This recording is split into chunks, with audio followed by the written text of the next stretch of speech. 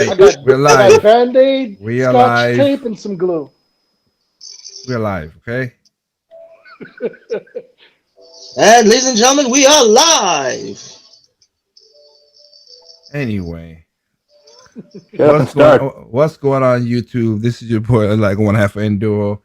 And usually I do the podcast like the week of the end of the last week, but things has got a little crazy and stuff, and people was trying to get people together was a little more harder than before. So this time, yeah, I have everybody as best as I can here. So we're gonna go through our 2020 recap of the gaming industry.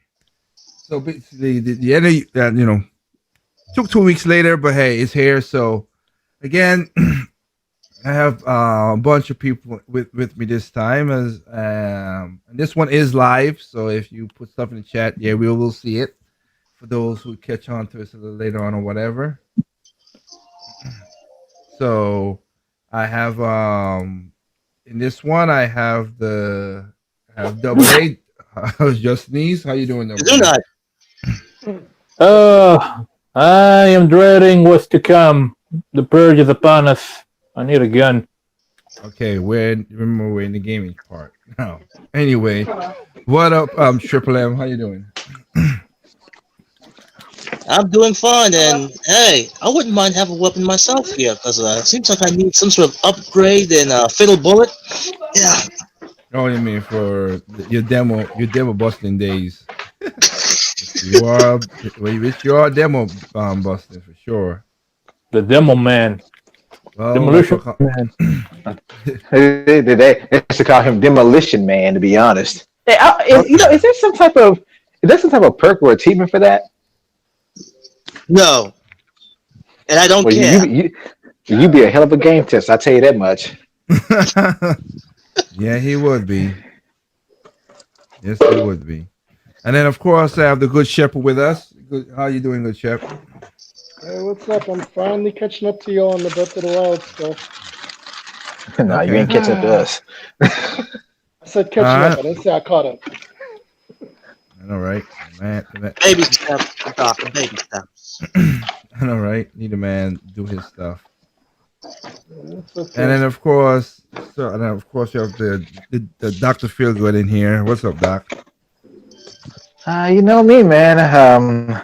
Like you, very busy, but finally got some time to catch up and get some gaming stuff done.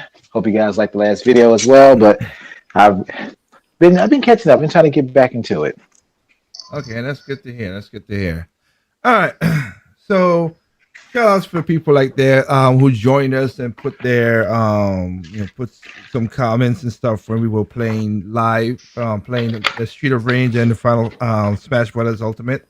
As yes, I invited some of these bastards to my own house, and we had a ball. Wait. No. Wait a minute. Bastard. That's I right. was an honored guest. Whatever. Oh yes, this is the person who calls everyone else a bastard.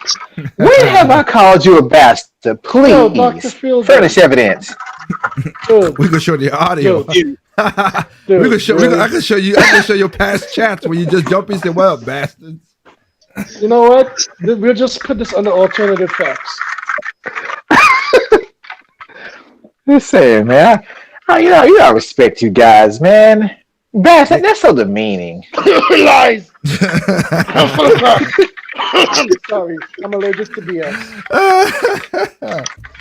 Come on, big anyway, sis, get a move on, please. anyway, so like I said, we're gonna have to go through the 2020 cap of our games and stuff like that. For me, let me set in the tone like I said before. 2020, 2019, I played about according to Nintendo, just Nintendo Switch only. I played my Vita and 3DS, but for the Switch though, Nintendo, I have paid like close to, I think like 400, maybe like 390 something hours that 2019, because I was moving to a house and getting everything set up and everything. So, and I just doubled it up this year and got like 800 hours in playing my Switch in 2020. So there was some good games came out, unlike other people who were BSing about, oh, there's a drought and all this stuff. Okay, they had a drought. To your opinion, I've always said every console has a drought, so I don't understand why some people are like, oh well, PlayStation have this, whatever. Okay, look what PlayStation doing now. There's a drought, so ain't no difference. Xbox. I mean, both of those consoles came out in 2020. Let's talk about that first. Both those consoles came out 2020 with a lackluster launch. Anybody really big making about that? No. Wait. I thought the scalpers. I thought the PS5 was outside that thing, according to all the news you see about, in stock alerts and scalpers doing this and scalpers doing that, and people paying all this money for scalpers. Well, if you pay a lot of money for a scalp PS5, it must be selling, stupid. right? It depends how you do it. I mean, my nephew got one for his birthday, so it's available. Just gotta know where to go. Well, yeah, because again, Yeah, it's called a retail store. That's where you go. well, as Anderson would say, I'm lucky in some cases. I went to a store and saw a Switch Lite in Target, and I just picked it up. I didn't look for nothing. I just the color I wanted, good. All right, I'll buy it. I just went out the store. You guys are such Nintendrons. Yeah, Thank you it is. so much. I know, right? Please don't say drones around me. They're gonna be in the sky soon.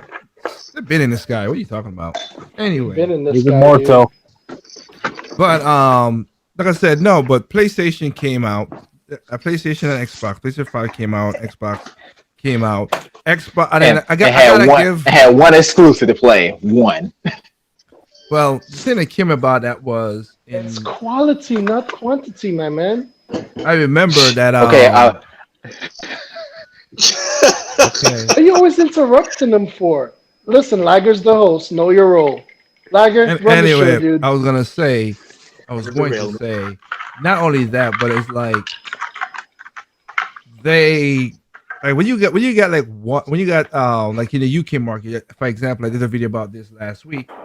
When you have the Switch outselling all other consoles combined in the UK, that's amazing. I gotta say that took me by surprise. Amazing. I would say that's shocking. Downright, yeah. And I'm not talking about just the PlayStation 5 and Xbox X Series X and S. No, that plus PlayStation 4, PlayStation 4 Pro, Xbox One, Xbox One X, all of them together combined, the Switch outsold them in 2020. Dang. That's called a landslide victory. That is. And keep in mind, this ain't 4K, and to some of the haters out there, it ain't even 80p. To them, the Switch ain't a game console. It's a portable. So of course it also. You say what you want to say, man. You say what you want to say. I mean, it was like I said, it was a console that had basically the Switch just proved one thing, which again, I'm hoping that PlayStation gets there and Xbox gets there too. Like you said, as Chef said, on Nintendo. But on a real note, like just games. Just produce the games. That's all it's all about. Just produce the games. So what about the features, man? I need it to work with my streaming software. And also, hey, don't censor your games. Don't censor all of them, because remember, you used to attack Nintendo about being kid friendly. Now you want to be kid friendly. And you know what's funny now? You know what's funny now is like looking at because I've seen this in TVs and stuff. There are TVs now that are literally making their features and stuff to be compatible with the signals for Xbox One. I mean, the Xbox X Series and the PlayStation 5. I'm like, you're going all this extra stuff to get all. I'm like, all these features and stuff. Yeah, it's all great. Yeah. Oh, you referring to like when they sense the HDMI connection from the systems, they make the settings and stuff kind of match and go with that console? Yeah. Oh yeah. And if you gotta go through all the trouble just to enjoy your games the best way possible, which most of the stuff is really only visual, graphical fidelity, you're going through too much trouble just to play a game. Now, it doesn't make sense to me. If you need this many concessions for your system to work even properly, with everything you advertise, you already failed. Yeah, Didn't they say that about the Wii U? Oh wait. yeah. Basically, that's what it is. But I'm just stating out that it has the situation of how that works. It just they going all this stuff to do just have the game, and I mean we're we went to a situation where it was just plug and play. Now you got to do a lot more stuff just to get exactly the right conditions and stuff to get the game to give you that fidelity that you want. So, again, game is getting more and more annoying, in my Convoluted. opinion. Yeah. Convoluted. Pretty soon you're gonna have to enter a password on your TV to get to the damn thing. It's gonna be all That's why encrypted. I'm a mobile gamer. Oh, you're So already doing that for mobile gaming anyway. So hell, what are you talking about? More features, more annoyance. You know I'm being facetious as usual. I don't even know why you respond to these comments. Just saying. Is it well? The comments just allude to how they're out getting more to be more mobile. You're right, and that's mostly how half of that stuff is going. Right now, we have just situations where just that's how the game is getting now. Well, to be honest, these cell phones are becoming a lot more powerful.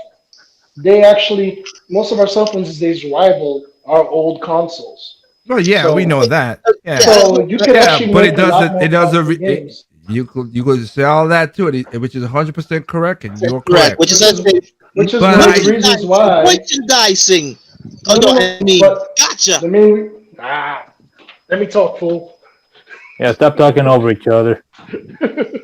But no, straight, plain and simple, honestly, I'm not condoning it, but I'm just being honest about it. Is that some people just don't have the time or the money available to get everything. But everybody has a cell phone these days. And the cell phones are becoming more and more powerful. A lot of these And- games are free or super cheap. Yeah, So and they for do. those people who like that, what like Shep is saying, as a game and everything, that's all good. Yeah, to each their Don't own, get me as wrong. always. I am not saying that these mobile games are superior. That's BS. Never said that. No, Well, everybody. that's what I'm saying no, I everybody. know. I just want that to be clear because people are like, oh no, he's not. Mobile But gaming is still trash compared to everything else. I'm just saying it's but getting better and easier. Okay, now I have to tell you, using the word trash, you're really stretching it. wait, you know what though? I do have a question. Okay. Now, this has been a long time since this happened, but the Switch literally beat these other consoles to the market. It has been on the market. It was for almost 4 years, right? To me, I would say 4 years because they still ain't got they're still not running. They haven't they haven't got their That's stride yet. 3.5 years. 3.5 years to be exact. Go ahead. Yeah, but I'm saying, but even right now, they haven't hit their stride. So I'm going to say 4 because Okay. nothing is really on them. But almost 4 years, and you mean to tell me 2 years worldwide consecutively best-selling consoles, and even just last month, it outsold everything in a demographical area that has been pretty much anti-Nintendo for life. Basically. So you mean to tell me It's the smart you have sale, man. you have seen the success of this console for years now. This ain't just new. This has been happening since launch. And And that you didn't say down. and you didn't say to yourself back in 2017, 2018, 2019 that you know what, man, scrap this big, weak PC tower looking console concept. Let's go ahead, go back to the drawing board, take our Vita or take our PSP concept and make something like this, like the Switch, because they have proven that you don't need 4K, you don't need $200 million budgets to make a good game and to sell well, and you don't need a PC tower to run it well. They clearly have proven this. You mean to tell me no part of that success rang a bell or turn a light on in your head to say, man, that shit actually worked? Let's do what we always do. Copy. Let's try to copy that. They both literally said, let's make PC towers. I think some people at Sony might have had that idea, but this PlayStation division is kind of disarray, kind of like Sega during its final days. A lot of infighting. Yeah, And Sony does have a lot in fight between PlayStation that, Japan that, and that, PlayStation that America. may be the case. But I'm just saying, but just speaking in terms of common sense, how can you be a businessman and you see that even from the PS3 to the PS4, although the PS4 sold very well, we can all be honest and say even the Sony's president at the time said, "I don't know why this system is selling." The president of PlayStation Division said this, so even he knew in his own mind, at least subconsciously, this system ain't got shit that should be attracting these customers. But somehow they keep buying it. Because Well, the But to brand, the baby. common, but Go to ahead. to anyone with common sense, look at the Switch's success for the last the first 2 years even, and say, let's go towards that. We may not hit it right, we may not get it perfect, but people love the PSP and people like the Vita. So let's take those two concepts, start putting some full titles on there, not some watered down versions of our console games, but the actual console games. And let's see a person like to play Uncharted 5 on the go. Let's try that. Well, And they still went the PC Tower route, chase more power. Forgive me, and I've said this before, we've all said it. You ain't even got 1080p 60 down right. How the hell you gonna skip the 4K and expect me to believe that promise? You promised 1080p on the PS3. You promised 1080p 60 on the PS4 consistently at that.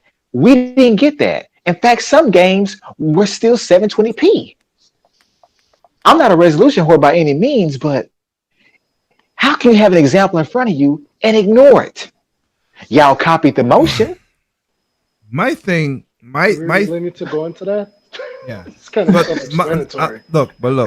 On a serious note, like my thing is, my thing is, look, we have PlayStation, we had an Xbox. As the biggest mistake that they made was, I mean, the consoles are more powerful, could do all this stuff, and Doc says they're gonna hit their stride. And it was like I said, it was a cluster F with the whole launch.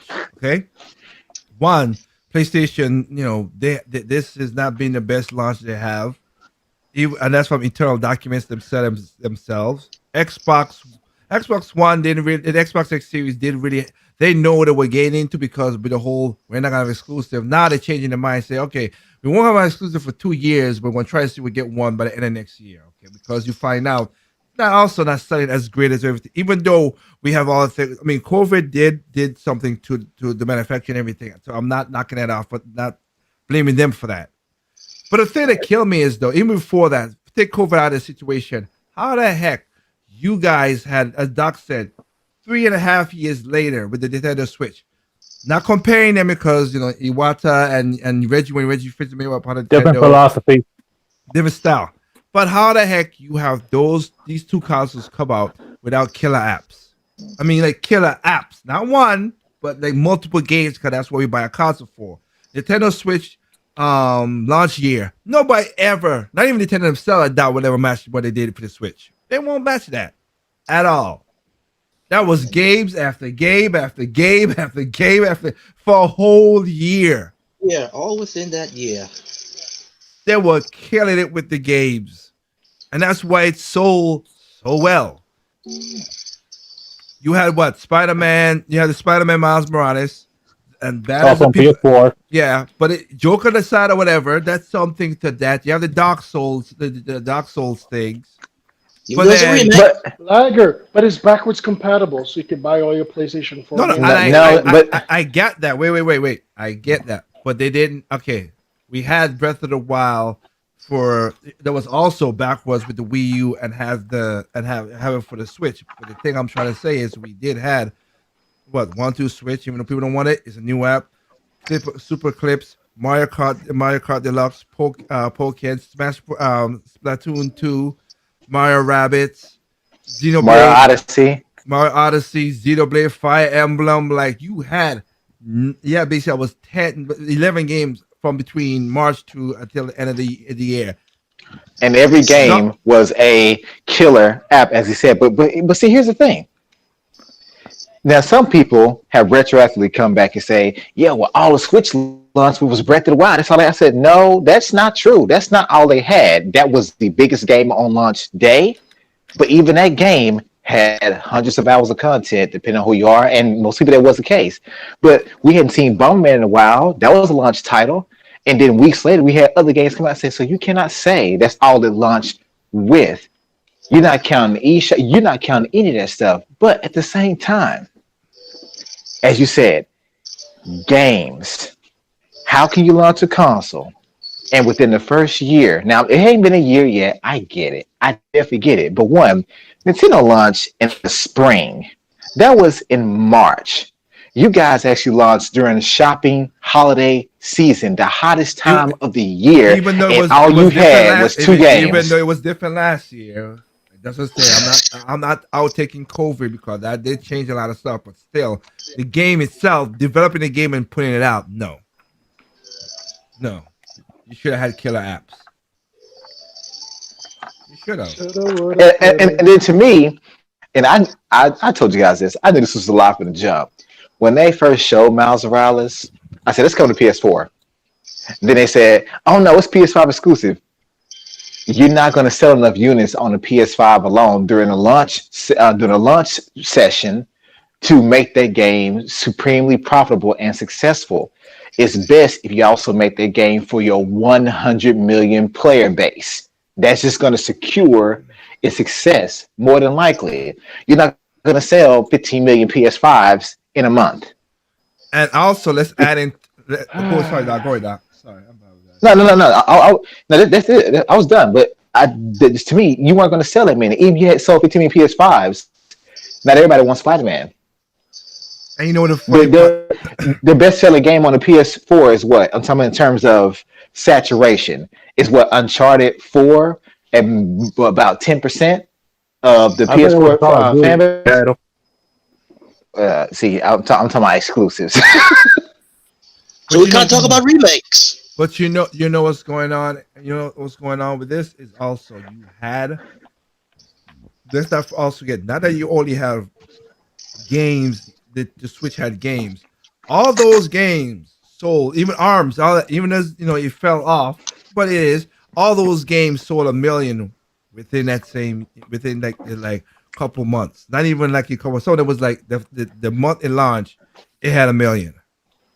Yeah. Xenoblade, Splatoon, of course, and then again, remember Nintendo had 2 major games. Even though they have all those are Nintendo games, not third parties. They were Nintendo games that relaunched that. They also had 2 killer apps, which was Mario Odyssey and Breath of the Wild. Yeah. So no, that's the only thing missing was Metroid. To be honest, that was the only thing that was missing. Metroid don't sell as much as those 2. I mean, I know that, but they basically the matter is Metroid does not sell well. Yeah. It's a great game. Always a game, but I mean, look, Xenoblade sold just as a thing, and then my point is saying is, all those games sold. They didn't, some were remakes from was not remakes. Some of them was of course reported from ports from the Switch, from the Wii U. So I understand that, I get that.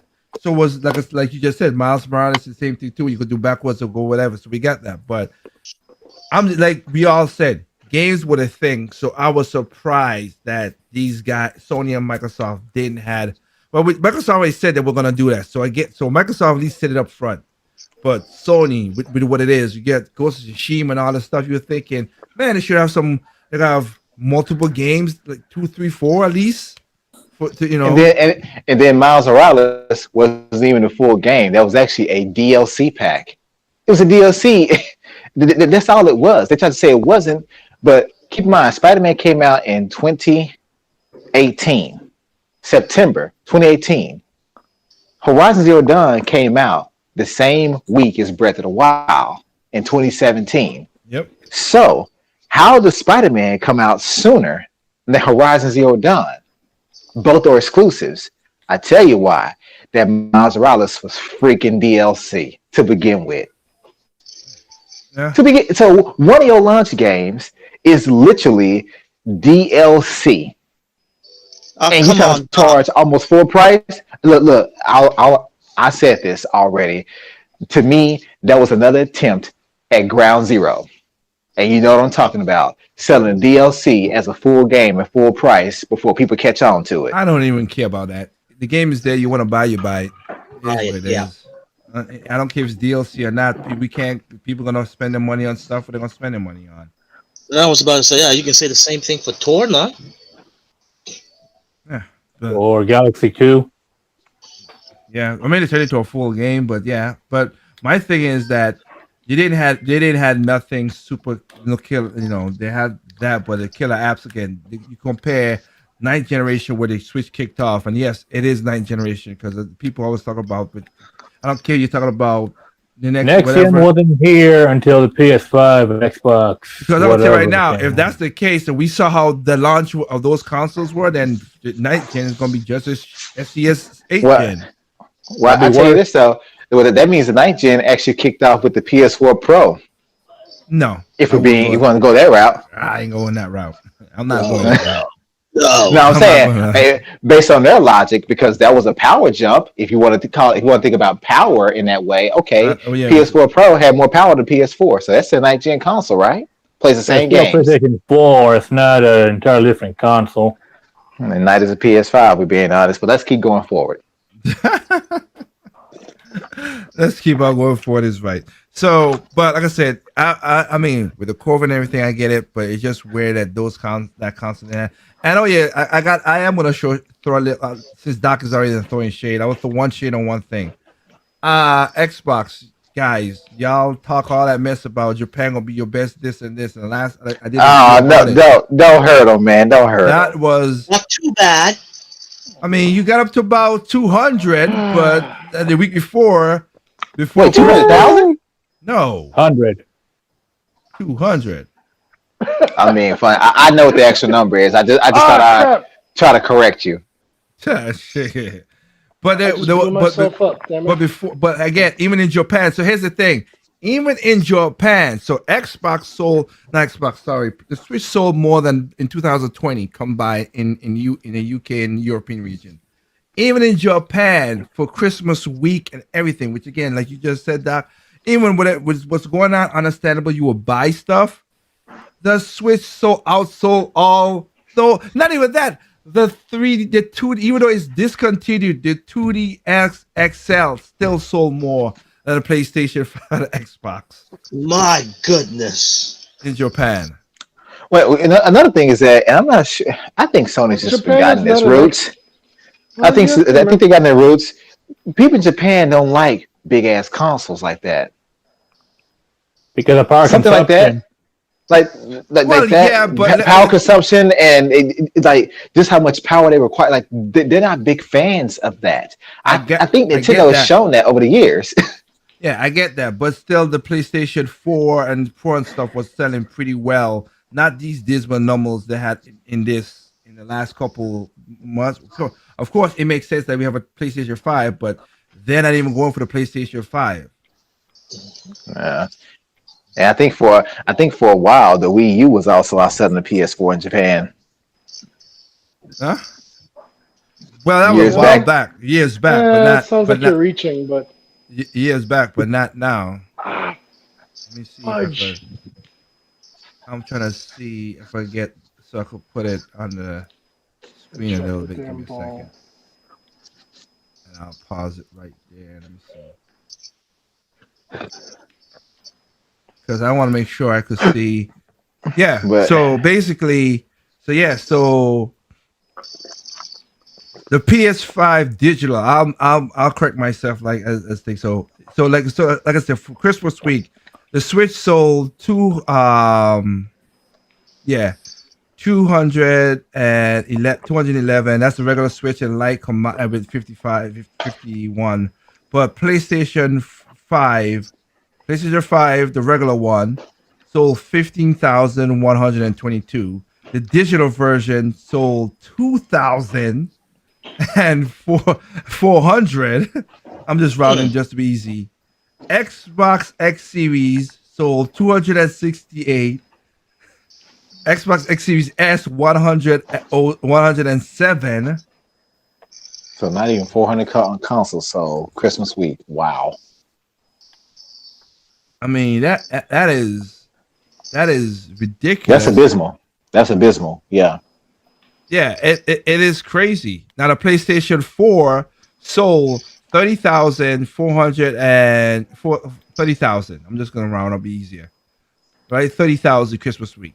PlayStation Digital went to 5,000. So like I said, even the Nintendo 2DSL sold more than the Xbox, PlayStation 4 Pro, and the X Series combined in Japan. Dude, they are printing money. Oh, we And know they're that. printing money on withered technology. I mean, when the March number comes up, this for the new year for Nintendo is. I mean, last year was crazy. Oh, this is going to even be more crazier. Crazy. So Holy, so what oh, so with the Switch Lite, the Switch probably we've sitting around what 80 million probably what do you mean? at this fourth year. Uh I was. Oh, you mean like all of them with just the Switch itself combined up for the whole year for March? I would say with the boost this thing had, you might not be wrong. You might not be Yeah. wrong. Combining I'm with thinking that, between I'm thinking between lifetime sales, it may be around 80 to 85 million if you combine it with the Switch Lite. Because Switch yeah, Lites have also been selling like crazy. What's going on, yeah. guys? What's going on, Kanoshi? Hey, Kanoshi. Hey, I'm what's up, sup- Kanoshi? I'm surprised. I'm surprised, dog. You didn't push for 100. No, no, because see, you do that right there, people are gonna be real salty, real salty. But last Why time we aren't they checked, salty? last time they checked, it was around 65 million. Oh, good. Yeah, that was it was last yeah, and then so it'll be about 80, 85. You're right, Doc. I mean, I have, I mean, my prediction of falling this thing has because of COVID has changed a lot of stuff. But for the first 2 years, I was almost within a million of my prediction. I was dead on, and like I said, the COVID came and just the stuff. So I stopped predicting really, but Yeah, I'll be yeah, honest. I thought it would be worse since the whole pandemic swept around. But Hey guys, are we yeah, live? yes. Yep. yeah, Yes. Okay. What we talked about the day Friday. Oh, okay. Yes, we are live, sir. Sorry. Anyway, so But it's also been proven more people smoked the good during the pandemic, so it's understandable. Kanoshi. well, I mean, look, Yeah, no, it no. gets you down to remember. My thing is this with everybody swarmed because they wanted something to do while staying at home. So that's what's solely like crazy. Because heck, even for me the one game software I want to see that makes to see their numbers is the Ring Fit. I want to see what their numbers are because it was hard to find that early this year, last year. Now you can start seeing it back on the shelves again. But Yeah, I man, was surprised. that thing was selling like crazy. Yeah, I was trying to get I'm a hold of surprised one Animal years ago. Crossing didn't get recognized as Game of the Year since it was such Oh a my gosh, Animal Crossing Game of the year and the for Animal where? took over Crossing everybody. It bundle. took over everybody's lives because of the Well, The I pandemic. bundle, mean, man. let's be honest. It kind of did, but if you're playing gaming politics, come on, yeah. we ain't playing that game with It's them. not a real game. Well, no, it's not. It's not that. It's just that it's not the which it is. It's not the life changing. Got to put crap in there just to make you feel good, all that stuff. And also, it's not a part of the AAA scene because again, Nintendo is not. Most people don't see Nintendo as the AAA and whatever. They just think of it like whatever. But it's still not notice that it is a quality company that makes quality games. Has no one really figured out the trend these days? Often with AAA, it's not really worth the money's being put in. But if it's Like, let's double be A or honest. lower, you might get more than you bargained for in terms of quality. Yep.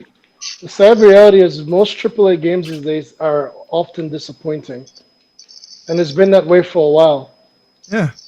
You don't So say. I've actually been looking forward to the more not the third party, Indies, crap, middle market. the indies. The indies have stepped their game way up in the last decade. Cyberpunk. Well, they also Well, stepped their game up. not all indies, but you know what I mean. Yeah, Cyberpunk's not indie. No, I'm talking about the AAA force. You know what? I think that may have been the first quadruple A game, and boy, oh boy, did they miss the mark. Quadruple A, You know, whatever. The Whatever sad with that reason is nonsense. we pre-ordered that. Well, I didn't because I would have warned my cousin if I knew. My brother That's did. I disowned him. He My said I cousin disown him. pre-owned He said I Sprite. disown him. Yo, Sprite was with me when we played it, and you should have seen the look on Sprite's face. He's like, "Wait, what? This? That's We were just how playing you the usually look. game. Glitches, Stop. glitches." Stop. Jeez. Wait, I missed that. He just made a joke about Sprite. That's how he that's how he usually looks. Oh, he's not wrong. I don't He's know, not right? wrong. What up, guys? So let me see. TS Nintendo Gamer, Melman, and Wilton. What's up? What up, guys? So okay, so let's go to another thing. So like we had, Big like I said, dragon. 2020. Like I said, for me personally, it was not a bad year for gaming. Again, unless you lost your job and stuff like that, and you couldn't buy stuff, I respect that. That is horrible. Not denying that at all for people who have had to go through that. That sucks. And I hope that, as I said on my radio show to this right here, I hope if you get a stimulus check, you pay a bill before you do anything for a game. Don't be stupid, please. If you're that, then you're too stupid, and I wish my taxpayer money don't go to you at all. Well, I'm Give me a Exhibit check A. for a PS5. I did lose my job because of this pandemic, but I did pay my bills first. Yay! Well, Responsible man. I'll well, give you that. Wilton, that's what he gonna do. I can't believe he's a grown kid, Wilton. Just letting you know What?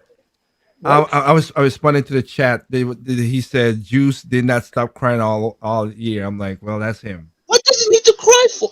That's him. I don't watch his channel no more. Sorry, just don't. Yeah, A lot of gamers we had in the Wii U days, they fall short now because they're trying to play this whole catch people and try to play the YouTube game and everything. So whatever. I play All games to about have the fun. drama. and I mind play you, games for fun. That's all it is. Always been that. That's all I care about. and mind you, my question Wait. was rhetorical. Wait, people play games not for fun? Yeah, I know, right? I know, right? They play for views. Pieces of Basically. crap. Oh, you're talking about Twitch and TikTok. Okay. Not only that, but just Do we forget only? You know what? Let me stop. What are you a fan about? Huh? Sorry. Yeah. sorry, Oh, you just sorry. ended the name right there. Huh? What? Drop it. Move on. Like RoboCop. Yep. Silence. What up, Aries 73? Yeah. So, but like I said, going back to what we was to keep the on the trend of certain 2020. Like I said, a lot of people had, like I said, had good, like just like Shep said and Triple M. Like I said, I did a video literally about this called "The True Stars of 2020," which were the indie games. The indie games stepped up way more than usual, and for that, I would have to give. I'm gonna, like I said, I'm gonna put our point where we go when we go through our games list, of course, to talk about stuff. I'm gonna have to give them their own category because they just stepped up with so many games. Last I played, that was indie.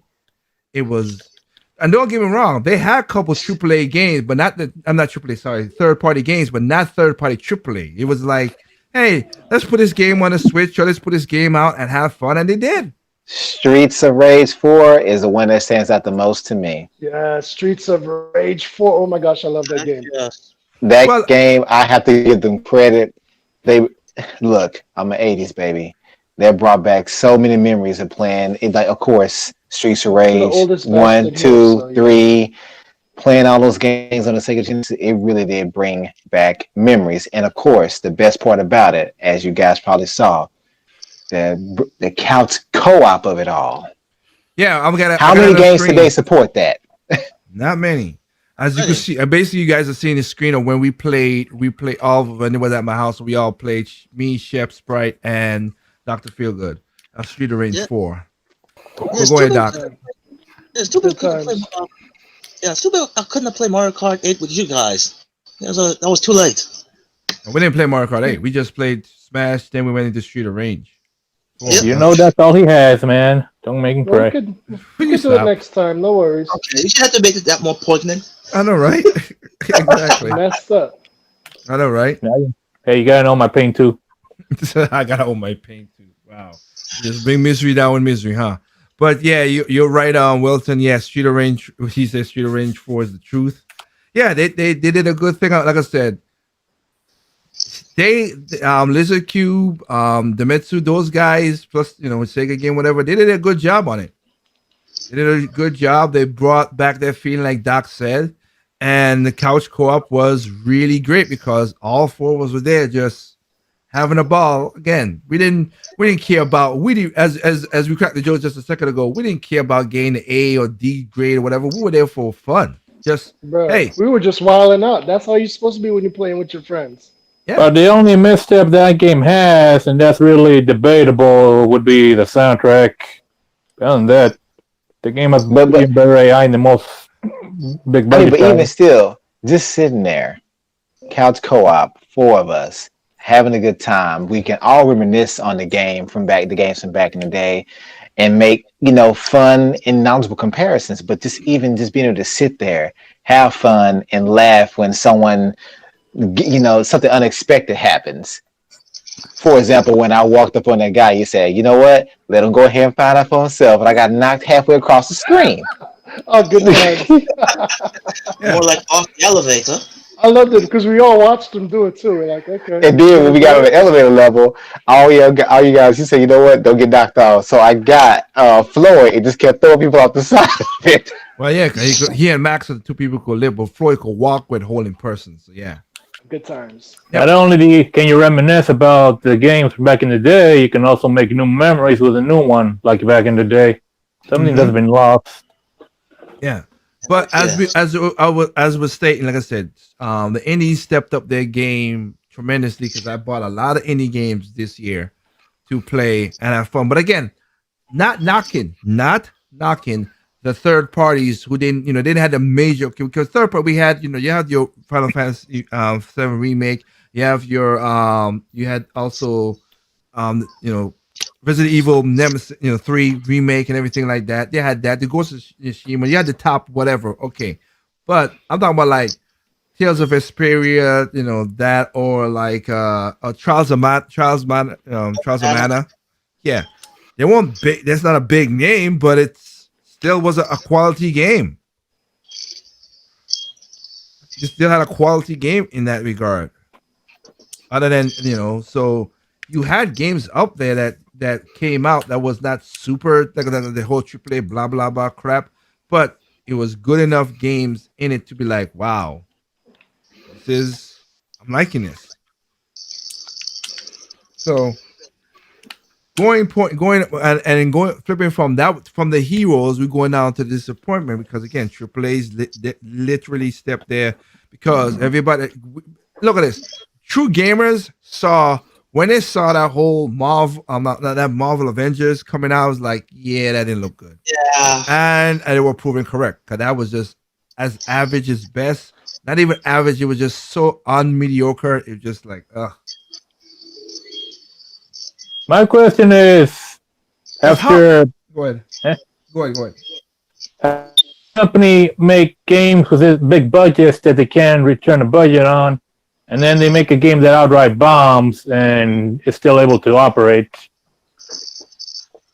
My thing is, how the heck you have that Marvel? You have remember everybody cracked joke about the Marvel Avengers. What's the other one that they have on the Switch? Alliance 3. Oh, it's a kiddie game. Blah blah blah. All that stuff.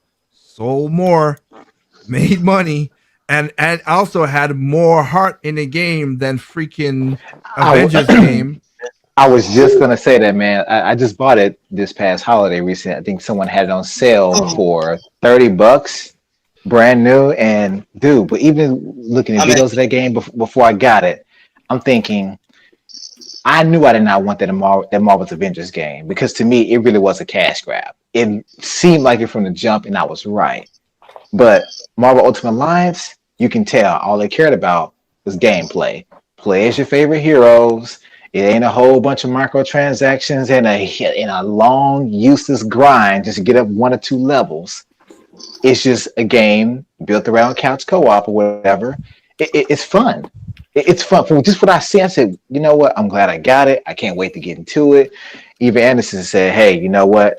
He's gave me a few pointers of something I need to look out for once I start playing it. But just even from what I've seen, that game looks like it was designed just for fun. Wait, doesn't that Not game have for like everyone. online play? We could Yeah, I play think it together. is. Yeah. Yeah. Yeah. So I'm just saying that look at that. Like a regular old school thought of playing the game went well. The one where they try to just put in there and put graphics and just like that is as mediocre. I mean, it was mediocre at best. At best, mediocre. It was just it didn't had. I mean, even Street Range had more variety of the usual mooks or the bad guys they beat up than Avengers. It was just bad. Well, hell, going back about heart, Marvel's Avengers 3 has more heart for the source material than that game. Yeah, Oh, it did. There's some things in there, some lines you wouldn't even understand unless you were well versed in the lore. And they got almost everyone. Not everyone, but almost everyone, including the Fantastic Four and the X-Men, despite what a certain company said about them not being recognized anymore. I know, right? Being stupid. hey, ooh. That was Oh Capcom. boy, he That was going ham Capcom. tonight. He going Well, ham. let's go, but that's Capcom. But no, that is the definition of how things are. And then there are points where people get the game was a good spot, but because I'm gonna do a video about this. Okay, look, 2020 exposed what I've said about gaming. That's gonna happen. Was basically those that have heart and soul, and those that just blah. They're in it for your wallet, nothing Yeah. else. Because to be respectful, again, another one. Like I said, a soul all right, not super great. I don't care, and for me, I never cared about the controversial other stuff. The part that was bad about it is that was to me what the controversy was the story. Last of Us 2, people, I'm sorry, I don't care about the whole trans all that other stuff. That's their game. They do what they want to do with. But the story was just utter garbage. I'm saying it from what I saw when my cousin played, and I know what the first game was after seeing the story in the first game. When you just take a main character and just the stupidest way of killing them off was stupid, just dumb, just to prove your point. Not even just That that. that, that game.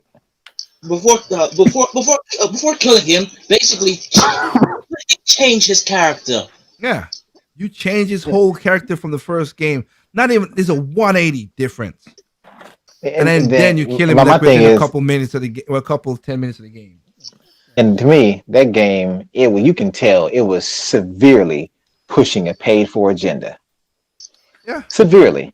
Not no, don't get me wrong. I'm not saying that nothing's wrong with pushing or having an agenda in your game, or you want to include certain aspects of a game. Nothing's wrong with that. If it's your game, I do not care. That's your game. You. Yes, I said that to me that doesn't affect me. Look, if you have a creation in your mind, if you have an idea and it's a passion project and you want to include, I don't care if you made a gay superhero. It doesn't bother me. That doesn't bother me. I'm not the guy. I'm not the kind of guy that's going to say I'm not buying this game because of that. That's not going to bother me. Even though I've heard people on YouTube say, "Oh, what's it? If Illa's going to be the main character, well, I ain't going to buy it." Because women can't. I'm not that kind of guy. I don't care. That's stupid. Who your character is. That is just stupid thinking. Whoever does that. Yeah. But that was a big thing years back. But I'm not that kind of guy. I won't do that. To me, if a game's fun, the game's fun. When I can look at your game and tell this is so out of character, your character's out of character, and you making this storyline's out of character for you. This is sad. Even Uncharted 4 didn't take it that far. No. Uncharted 3 didn't take it that far. And Uncharted 3 had to, come on. Doc, now you said it, they may take it that way. Yeah, I know, but I'm just simply saying it wasn't taken that far. Okay, can you imagine Nintendo if they decided, you know what, instead of Mario Kart, let's call it Princess Peach card? Now that wouldn't bother me. If the core game is there, if the core game is there, that wouldn't bother me. But Heck, even I know heck, Nintendo. Come on heck, now, come on. heck, This is Oh, well, what if they I would name like, Legend? The I next would, game that comes out is Legend of Link. Would yeah, that I would, bother you? heck, That'd be funny. They I ain't would gonna. like, yeah, I would like a sequel of Super Princess Peach. I've been dying for that one. But they ain't gonna do that. Oh, Well, that I would mean, be they can. You know what? interesting. No, they can. I'm not. not. I looked at it differently. They Well, I tell can. you what, today is the best climate to do that though. I know, right? Being all inclusive and stuff, and But Doc, you forget the mechanics of that game. A woman using her emotions to save the day. That's a no-no. Well, hell, I mean, look. In this climate we have right now, which is pushing these kind of games, is kind of crazy because look at what again when Breath of the Wild came out, everyone was like, "Oh, is that a female?" Whatever. I was like, Link. Okay, that was Link. Why are y'all trying to push this nonsense? And even I like when Miyamoto was like, "Look, this is how I created the game. We're gonna stay there." I know, of course, a lot of people want him to die, just like with Sakurai. Kind of want to change the whole thing again. And these are the same people who never would buy. They're like, "Can you imagine if I could play as Zelda?" Well, you can in other games, and y'all don't buy them. So shut up. If just like what Doc just said, look, if you make the game, if you are the creator of the game and you put the stuff in there, it's up to me to say, do I care about to buy it or not? I don't care if the character is the story is good or the gameplay is good. I don't care what the character is. It's your game. I'll play. If it's just pushing the agenda and just being whatever, then I'm like, hey, it's up to me to buy it or not buy it, which I've always said. If you don't like something, don't buy it. If you like something, buy it. What's that Necromancer game? But I'm just saying. And then look, another thing I'm gonna put out. Look, I have nothing against this game per se, but this is one of the reasons I didn't buy the game because look what they've been doing in Mortal Kombat now. Just keep on putting them. These are characters, DLC characters. I was like, that's why I didn't want to buy the game. Because I know they're gonna do that. How much time they said they're gonna, we're not gonna do this. Get out of here. It's expensive to make a game. They need to turn a profit. Come on, why you hating? You know how the system really goes. That's the point. I do know how the system goes, and they don't need to do it. But the funny thing about that is, I'm not sure. I'm pretty sure it's the gamers. I know what they're doing, but I'm not sure if they have selective memory or they're choosing not to remember. But Mortal Kombat 10 that came out, and the creator said, "Oh yeah, it won't be a complete edition." 6 months later, complete edition. The dude lied to your face. And in fact, I bought Mortal Kombat XL for $10 brand new. Yeah, it was and cheaper. I did not buy the game at launch. Original. I didn't buy the game at launch because once you told me you had DLC coming, I knew to wait because you done this with every game prior. You release that content, people buy it, and then 6 months to a year later, you release the same game again with all that content at half the price of the original. So I waited. I'll give you this. I've played Mortal Kombat 11, but I just don't. Again, not my favorite fighting games. I'm not buying that one. But Mortal Kombat 11, I give it that you did a whole DLC story, which is cool. So I got a problem if I was gonna buy that game and play that. I get that because they did put a lot of effort in the DLC story, so I give them that. But still, we know that we're gonna come with. I just know that situation. I just saw the characters. I'm like, no. And now you have Rambo, you have Terminator, you have all these. RoboCop, Bond, Joker.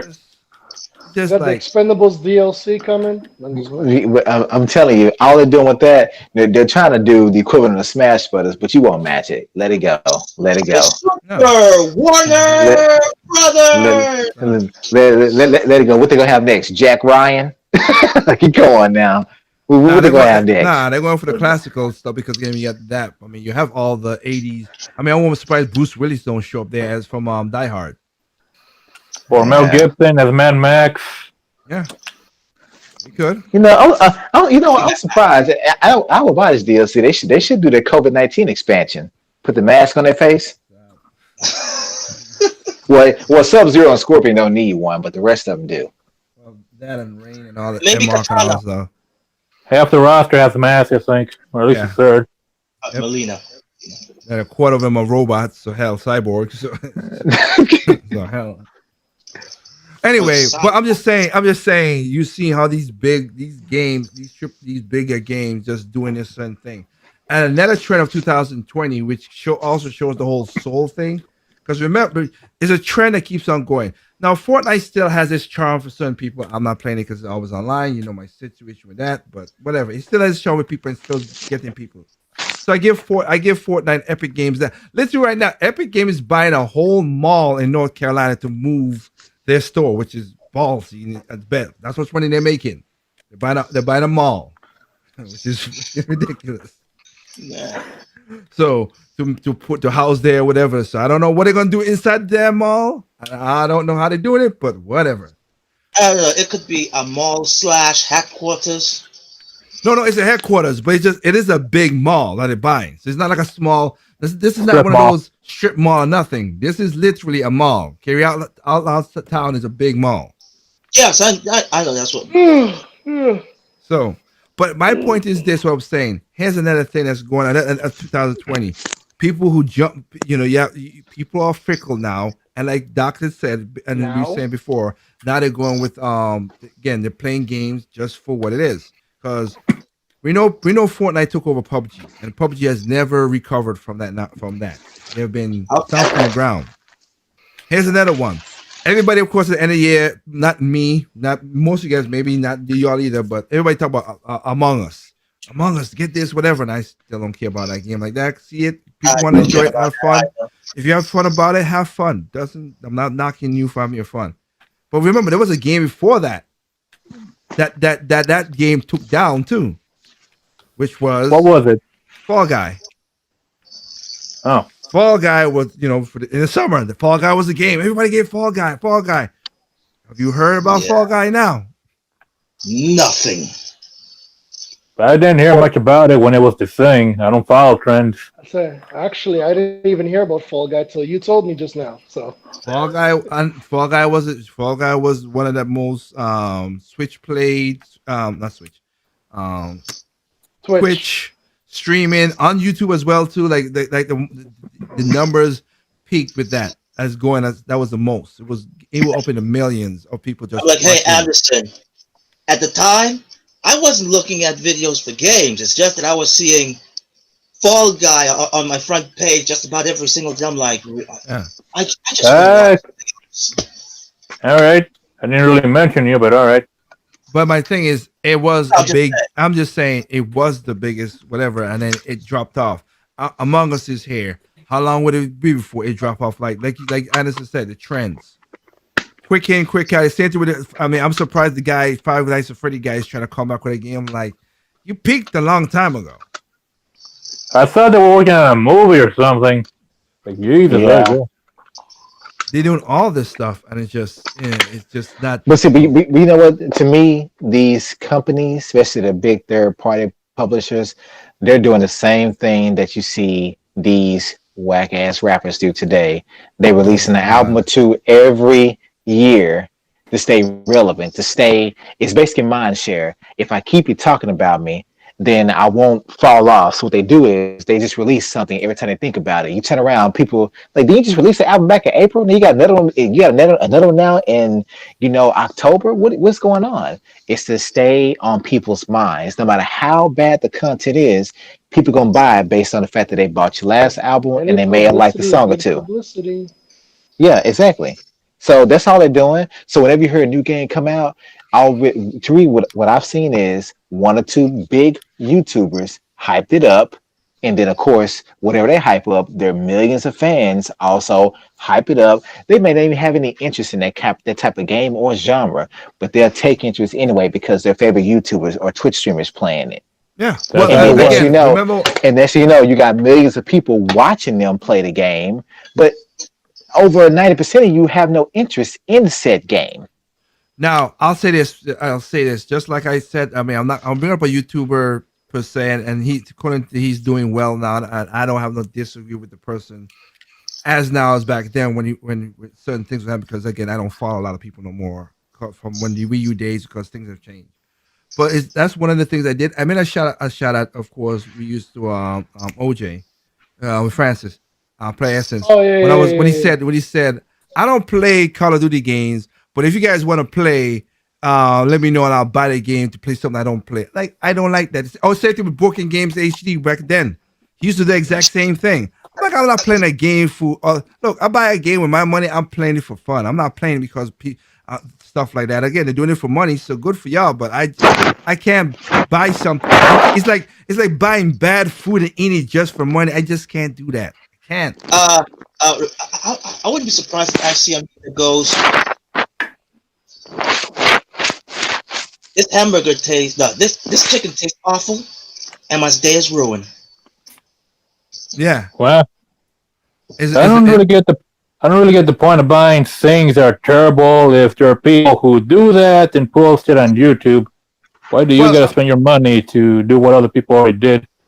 I don't know. It's just weird. So just one of those. You know that actually did happen to me though. About 3 years ago, 2 3 years ago, I was at this job, and basically the guys there, they were cool guys. They were going to buy Call of Duty. I think it was World War II, I believe. Mm-hmm. And they would tell me, say, "Yeah, man, I'm going to go home and play it tonight on a PS4." And then, of course, somebody else there had bought it. Say, "Yeah, okay, man, I'll go ahead and buy and play it with you." And I said, "I have a PS4." They say, "Yeah, buy it, man. So we can all play together." And I said, "What? Do you have the current one that's out right now?" He says, "No." He says, "Plus, if I'm being honest, I'm probably gonna play this game for 2 3 weeks and not play it again." And I just said to myself, "Then why the fuck would you buy it?" I mean, if you only buying it to play with some strangers and maybe a couple of your friends. Okay, Doc.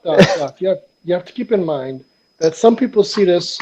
I know. No. Like, people spend a certain amount of money going out hanging out, so they're like, you know what? If I'm gonna go do this, spend $60 on or $80 on Friday night because I'm gonna go to this event and have some drinks, I could pay $50 for a game and play it for a few weeks. That's cheap. And you have to keep that in mind. There's people who think like that. They're like, if I get a couple of plays out of it, then it's worth it. You see, we think economically. We will play a game into the ground and then some. But some people, you only need a few weeks with buddies. Well, I'm looking at it past that. My thing is, if that's not a game you typically play or you really care to play like that, don't sit up here and pick it up just because it's a hot thing out right now. But that's the thing. That's some people that's all they care about. Mm. Remember, you're holding people to your standards. Everybody has different standards. That's one thing I learned is that you can't be holding people to your standards. You may have better standards, but that's not their standard. Well, like I said, I do have a question though. What happened to just renting a game? Or you got to buy it? Exactly. I actually rented Splatoon 2 first before I bought it. There you go. I mean, we know it was going to be a banger, but sometimes you got to play it safe. Well, and then let me add this to it as well too. Another thing another trend that's basically not surprising to me. So yes, the new consoles, PlayStation 5, Xbox Series, they could download quicker, blah blah blah, and all that stuff, and people would then the games are still getting bigger, and it's still because I got a coworker who got PlayStation 5 and he got the Call of Duty. It still took him hours still to download. Here's the problem, because no matter what the console could do, it still depends on your connection. Yeah, I was just actually telling my wife that the other day that a lot of people out here, especially the PC elitists and stuff, they brag about their games or they brag about their PCs. Oh, I can run this. Or I got 32 gigs this and 16 gigs that, and I got this. And I say, you know what? Based on the shit you like to do, since you like to do most things online, no matter how powerful your PC is, if your connection is crap, your PC is crap. Hands down. Now, if you do a lot of offline stuff, such as editing, things like that, editing videos, music, hey, I get it. Then your computer does work in your favor based off of what's in it. But if what you do, like most people do today in gaming, is online play such as Fortnite, it don't matter how powerful your console is. If your internet connection is crap, it don't matter how powerful it is. No, it doesn't matter. And that's why a lot of people just put it out. He's like, yeah, man, I said, oh man, I got this new PlayStation. It wasn't faster. Was it faster than what he had on the PlayStation 4? Yes, but not by the jump the PlayStation said with the same connection. And also, again, it also depends on your connection. It just does. So when they talk And then about, oh, we're gonna do all this, blah blah blah, it's like it's still slow. Like it took, like he literally. I remember he still like play Call of Duty. He said, yeah, it took him still like multiple hours to get that down. Call of Duty, the new one that just came out. To and then like, Shadow talked about this. Shadow Fox, and shout out to him. But a lot of gamers they glaze over this or they don't know. But the PS3 had a really slow Wi-Fi card in it. That same Wi-Fi card is using the PS4, so it's slow as hell. So what still, you're saying to me, it makes a lot of sense. It makes a lot of sense that you got all this power when it comes to loading your games and probably running your games. But before you can load your game and run your game and play your game, you got to download your game. yeah. I mean, but here's Yeah. the thing: the place, no, according to him, because he's like my, it's basically what you call it, anecdotal evidence. Like I said, it was faster than PlayStation 4, but it's still, again, it's all depending on your connection. Always will. So just when people talk all this stuff about, and again, if people want to, when we brought this up years ago with the whole Google Stadia and all this stuff, and Amazon now gonna go with Luna, I'm like, y'all could go there. I'm not trusting nothing with no. Yeah, you don't have to buy a console. That's all good. But again, when your internet's out or something happens to something like the internet, I'm not taking a chance. I'd rather play my games and have fun. It just is. And there's nothing to play on the PS5 or the Xbox One X. Again, I said there's nothing to play on those consoles. we right know. now. Yeah, but you before you came in the first time, we said that. So we passed that now. But I was talking about people. When one of the features that the PlayStation Xbox did call about, well, mostly PlayStation, one Xbox, about, oh, you could download fast and all that stuff. Is it faster? Yes, but it still depends on your connection to the internet. That's all. So basically, the potential is there, but if all you're paying for is 100 megabits per second, yeah, the potential is moot at that point, at that it's moment. still taking hours to download, So- and these games are not game, as we said. Call of They're Duty getting what? and They're getting and, fatter. they're getting bigger. Exactly, and see another thing that people, the typical person today doesn't understand is, I heard people say, "Oh yeah, I got 1,000 megabits per second, gigabit per second, 500." Like, yeah, you may have all that. But do you know that most websites on the internet for downloading only support about 50 to 100? So you may have that speed, but if they're only outputting at max at 50 megabits per second, you're not going to be downloading at 1,000 megabits per second. All they support is up to 50 or up to 100. We'll be capped by that. Well, So doesn't matter what you got at that point. no, That's the but common mistake that PlayStation, people that's know. true. But PlayStation does have more when you do their stores. Their stores have a more better connection, so you could download quicker. Still, when you do with a PlayStation 5, the problem still is, again, still where your connection speed is. That's all it is. It does, like I said, Yeah, I know. and that's why I said to him, he said, oh, it was faster, but still, just Took a long time because, as you said, the games are bigger. So this is not an 8th gen game. Basically, this is a much larger game or much larger version of the game. So let's say if the PS4 version was 100 gigs, your PS5 version with this graphical enhancements is probably 150 to 200 gigs. So it's faster, but unless your connection is going to be twice as fast, it's not going to be quicker than it was on the PS4 overall. I got you. Yeah.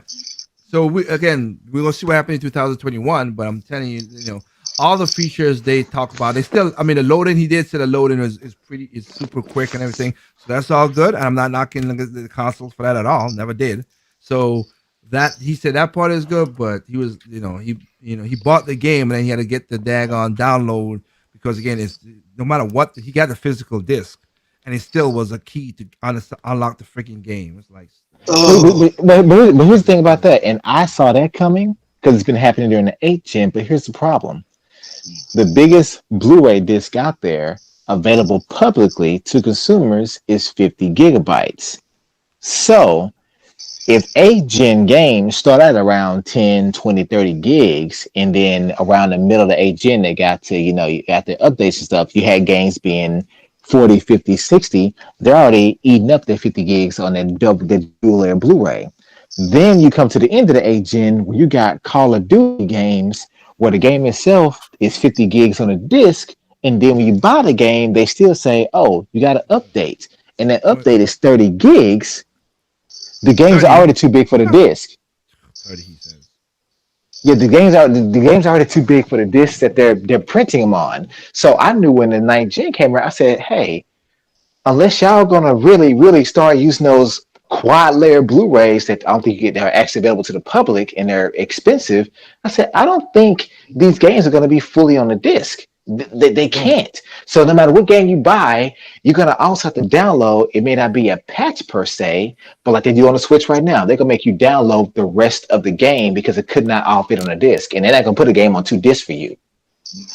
Nope. That could be why they're pushing for all digital, which is Yeah, a the nightmare in and digital, of like itself. I said, the digital sold more than the physical in PlayStation Yeah, 5 well, from all but all to regions. but to me, I hate it. I got a PS4, and even when I see a game that is they're like 40, 50, 60 gigs, I'm thinking, man, I'll install your ass later. When I get ready to play you, that's when I'll install you. But at this point, you got your typical game right now is 100 gigabytes. How the hell you get away with giving us less than a terabyte of memory? I'm sorry. Yeah, Even a that's another. terabyte is not enough No, in most because cases. again, we already cracked the joke, and I did a video about it. It's funny, y'all bitched Sheep, about man, it with the sheep, Wii. man. Y'all bitched about it on the Wii U when I had my thing with Francis and everything about. Oh, you could have you had your drive and everything. Now you're going back to a proprietary sorry, Proprietary hardware. Proprietary. proprietary thing. I was like, yeah. And again, don't get me wrong, because I done made my argument with Nintendo with the whole SD card thing. So I got my problems about that. At this point right now, Nintendo is basically, I'm like, you're 99% there. Just give us the 1% and let's put our damn saves on the damn SD cards and done with it. Just be easier. But whatever. But now you gotta at least with an SD card. At least like Anderson just bought one. I just You bought can one. buy them Whatever. anywhere. At least I could buy them anywhere, and it's whatever. Now you gotta It's pay cheap. 200, 400, 200 for $200 for a terabyte and $400 for a terabyte. I'm like, nah. For 2 terabytes, nah. No. Yeah, it's And dude, faster. It's and, faster. You and can play games the way. I get it. Don't get me wrong. I'm not knocking against that, but it's just like we went from when because I didn't like the cloud save. I did a video about that. Cloud save was to me was stupid because I like to own my shit. Yep.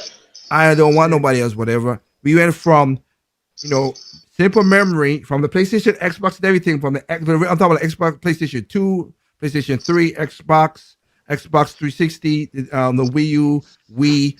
We had all that. Now we're going back to being pains in the ass. So yeah, y'all paying for it. So yeah, go ahead. I'm thinking, and keep in mind, after you spend $200 on a terabyte size, now this is not in addition to the console. You're just swapping it out, right? You can swap it out. Yeah, the Yes, I'm extension. saying. So it's not in addition to. So even you go and buy a terabyte, there's still only enough for 3 or 4 games maximum. I say These even big games. 5 Yeah, max, yeah, because they say the OS takes up what 200 gigs. yeah. Your OS eats up more space than all 60 of my Switch games. Now, of course, I got mostly physical, but after all the updates and the saves and everything, I don't think I have 200 gigabytes worth of data, and even with all my freaking videos. No, I have about like I said, 100 and with all the stuff I have with games and stuff, I have 120 between I digital have a and stuff. Yeah.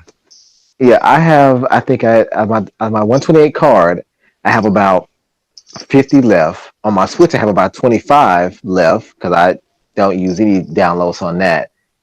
But yeah, so Yeah. basically 150, 160 gigabytes. I still have about 75 left total, and that includes the OS. And you mean to tell me that's 50 some odd games?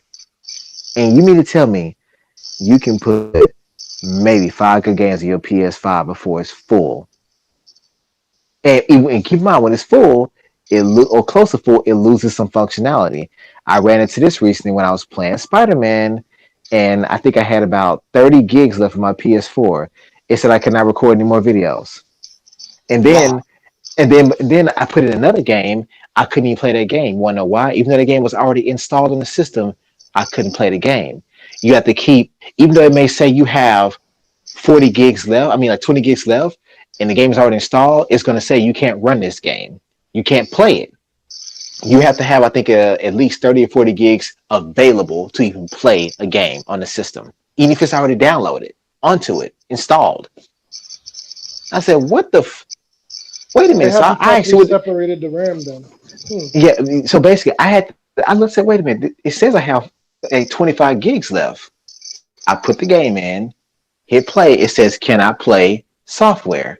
Check the disc. It's Blu-ray. No scratches. It's brand new. Just took out the case. It's fine. Then when I mentioned that on Twitter, shut up, I say, yeah, you have to leave enough memory for the size of the game.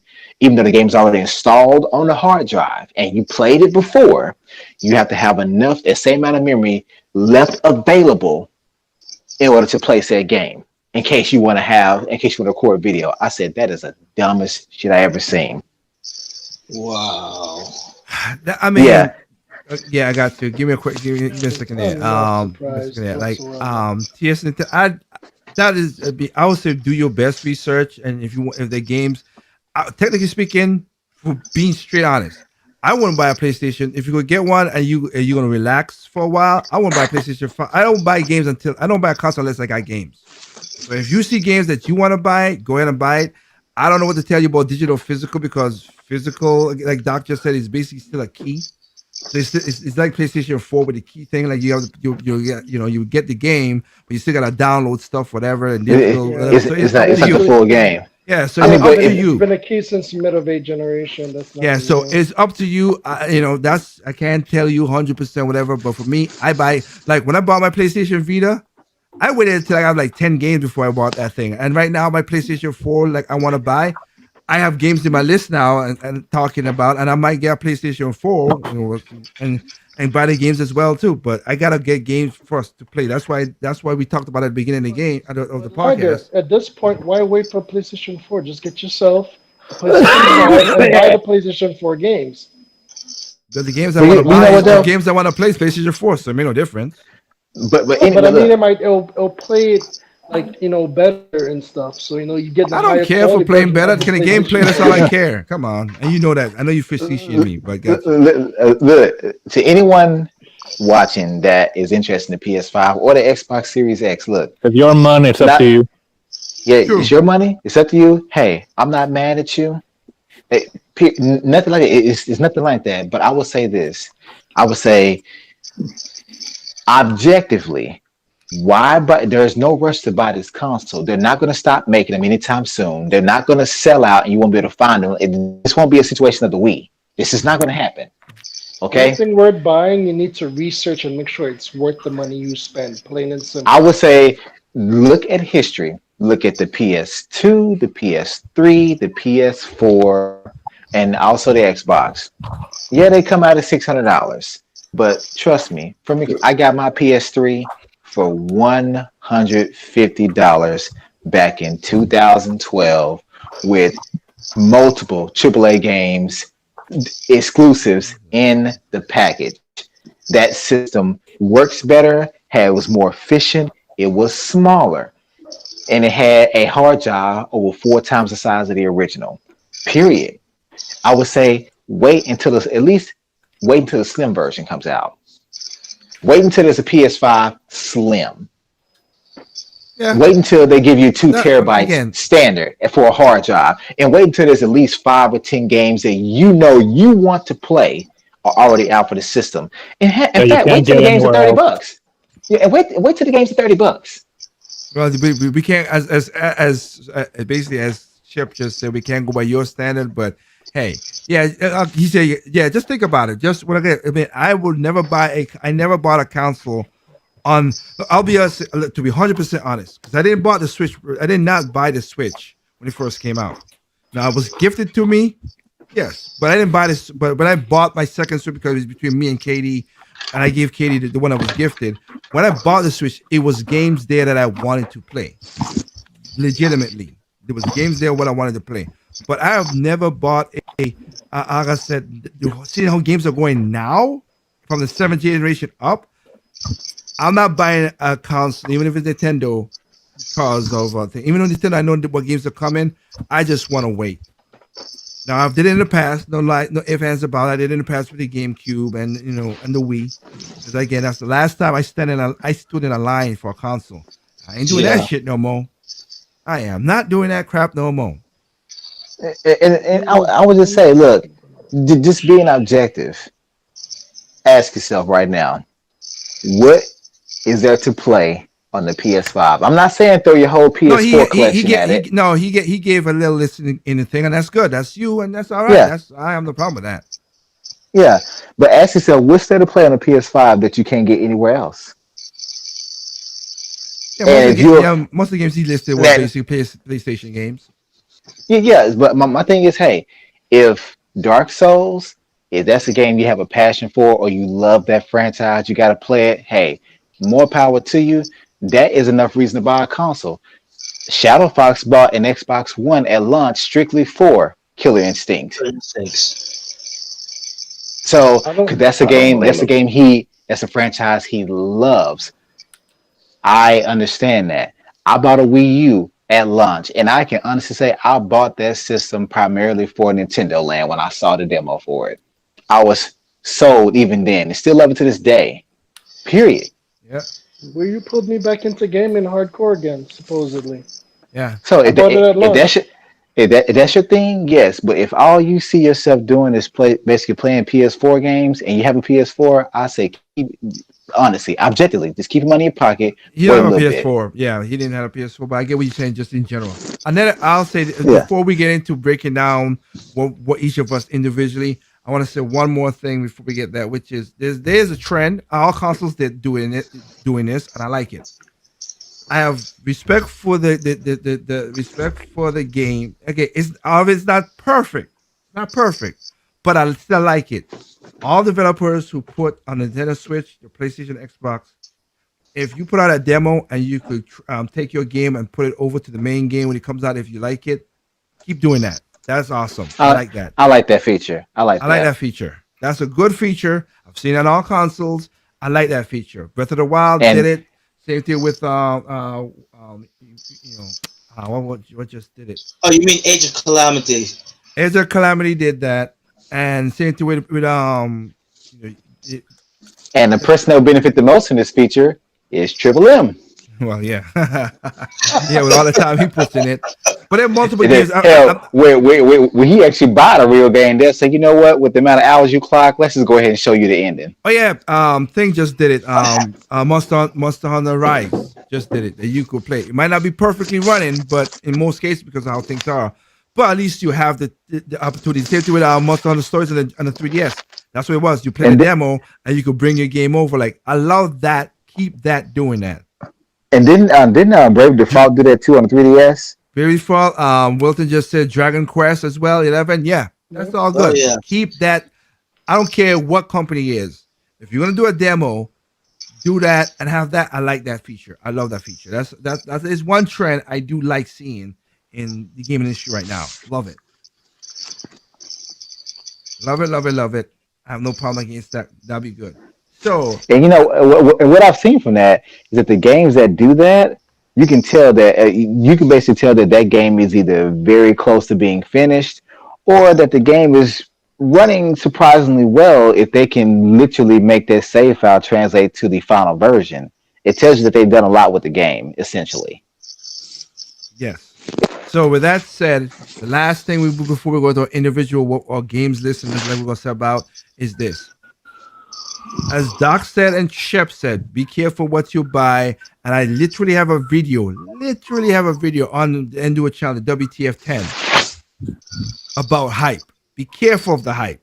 That's what happened with Don't believe Avengers. the hype. That's what Avengers did. Uh, That's what Avengers did. That's what Avengers did. That's what Last of Us Cyberpunk, did. And Cyberpunk basically did a lot of Last of Us. Oh gosh. but Cyberpunk was the biggest one this last year. Cyberpunk really crapped the bed. They did. And And still sold 13 million. I will hey, say this though. Thank you, Cyberpunk. I just wish I recorded Sprite's face because when he played that game and all the bad guys went invisible, we both were like, "What the?"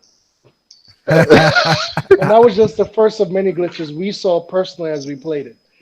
Exactly. Good times. Wait, before you go, like a chef, were there any, proper parts hanging out at all? That I haven't seen.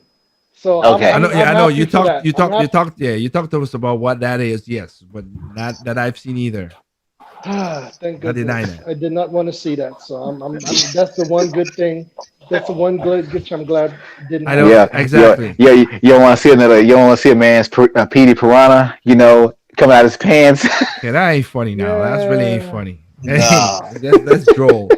Anyway, especially Sprite. yeah. So here we go with our list. So you guys, I'm gonna go to the list of not list, but you guys' personal list now of things. So, all right, I'll leave that. Like, does wish list count? You ain't even let me finish. I don't even know what. No, I don't know wish list. I'm gonna just get your stuff. You wanna count it? Count it. Just I don't know yet. Right, Okay. right. All right. Just making sure. Okay. Got you. All right. First on the chopping block is um basically. Let me see. Since indie was the star last year, what's your top three indie games that you were happy that you bought last year? So I'll start off with you, Doc. What was your top three indie games that you liked? Ah, shit. Let me grab the switch real quick. Let me think. I bought quite a few. You should I have had know that that. switch on hand, I know Doc. that. But yeah, You for the know No, what but it I is. know that I have on hand. Yes, I ain't gonna show you no games that I don't actually have. yeah. I mean, I bought a lot of Huh. games, but at least the top three. Okay, the top three. Well, I can tell you my number one right now is straight up door kickers. Door kickers. Well, I can give you a think of them all right now. Now they didn't come out last year, but I bought them last year. It's all cool. My friend Pedro, door kickers, and Streets of Rage. Four. Those are my top three. Okay. Um, love them all. Even my wife likes my friend Pedro. It's a great game. Um, but door kickers, man, saw some videos of that game, and of course it came out earlier, but I found out that someone was making a physical version, so I waited. And I mean, I got that game, and I'm telling you, my wife loves it. Loves the shotgun, of course, but I love that game. I almost finished with it. I think the game has about, I think it's over 100, close to 100 levels. Okay. Okay. Yeah, so it's really good. You can choose to take the game at your own challenge. Like even for the difficulty, if you choose what guy you want to use to take on the mission. Like if you choose a shield guy that say medium, you choose a assault guy that says easy. The shotgun side says LOL, which means it's super easy. But even with that, the game is very challenging. It's challenging. It's fun. I would recommend anyone, regardless of platform. I think it's on everything. But Door Kickers is fun to see. I think the sequel just came out, but the original is side scrolling. The sequel is top down. I'm going to get that one too, but that's a fun game. Of course, you play Streets of Rage 4 over the holidays. Love that game. And my friend Pedro. But yeah, those are my top three indie games that I purchased last year, and no regrets. All three are physical. Okay. Addison, what about you if you're there? Yeah, I gotta think about it. I'm walking my dog, exposed to death. Let me think. Indivisible, Streets of Rage 4, and No Straight Roads. No Straight Roads. Oh yeah, that's yeah. There you go. And these are lists of people. Hey, these are games that are. They said people put a good amount of love in these games, and also made sure that these were not half-ass games. That's why I gave Indie the love because they put a lot of effort in their games. So those are your three games. I know Shep is mobile, so Triple M. What about you? 'Cause you played more demos of these indie games. So hell, you can go ahead and say something. Uh, well, technically, wait. Have I played a demo of an indie game? No, actually, no. No. Okay. I haven't played any indie games, but I will give mention to Streets of Rage 4, as you can see it on the screen right now playing. Okay. For me, I was like I said. For me, like I said, I bought multiple indie games, but if I have to be, if it was for me, it would be Street Range 4. Because of just again that they did a good job of making the game retro feels new and again with that local play. Next one would be Samurai Jack. They Oh, yeah, did Samurai a Jack, good that's right. job of putting. They really put like I said. Terry Gassi said, "Hey, I'm not doing this game unless you making sure this game is good." And damn it, he made sure. They made sure. So adult games, I give you that this was not a cash grab. You literally put good in it. And Effort, So, yeah. wait, yeah, can we actually put that as an indie game? technically it is. Oh, Adult game okay. is not a major. It's not a super major thing.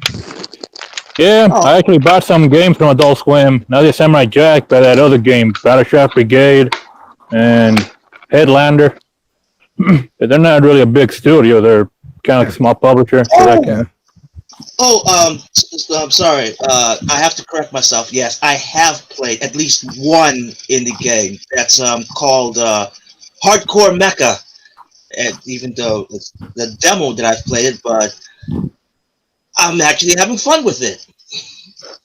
And so far, playing the demo, it hasn't conked out on me yet. Yes, Shooter Range is published through Sega, but I mean, Lizard Cube, the Midst of them are not big studios, and it it was took a over while. five. Yeah. Yeah, and it took a while for that game because we heard about that game like a year and a half ago, and I'm happy that they came through and do what they had to do. So that's just letting you know, TS Nintendo. So, and the last game and my number one game, which I have to say caught me out again because I got Indivisible. I got a lot of games like like Doc says or whatever I could call too, and even smaller games that was cost a certain amount of money. But my game that took me off guard that's number one is of course Sakura Rice of Warren. That game. Oh Yeah. yeah, that game is awesome. I'm getting that for sure. That I saw game you play is that number game. one for The me. game was awesome. They already said that they're thinking about a sequel. Good for them. Sweet. But again, they made money off it, so I'm not knocking them for that. So, and I'm happy that they're one of those people who was not a jerk, but it was stubborn. But then Nintendo was like, "This will sell better on the Switch," and it was like, "All right, we'll do it." And they found out, shit, it sold better on the Switch. No. Isn't it ironic? Really? Yeah, but they weren't. I mean, they weren't like super jerks like most other publishers, and I mean other developers. It's just that they didn't have the time to because it's a 2-man team, so they didn't have the time to do it. But they were like, okay, we'll redo it again and see what happens. And damn it, if they after that they themselves say, "Man, I'm happy we did that." Literally, that's what they said. I'm happy they did it too. Yeah.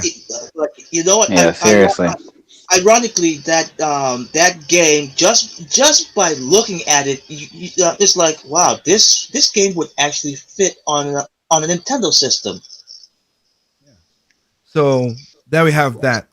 So okay, now the next category is this. This is actual games that you thought of. This is not a Cyberpunk or whatever. Because I know most of you guys didn't care about Cyberpunk 27. That's what was a game you were looking forward to that basically disappointed you? That you're like, no. So Super Mario 3D All Stars game. that's for you. Okay. Yeah, I just think they didn't really go far enough with the re-release. Okay. I think they should have remade the games from the ground up.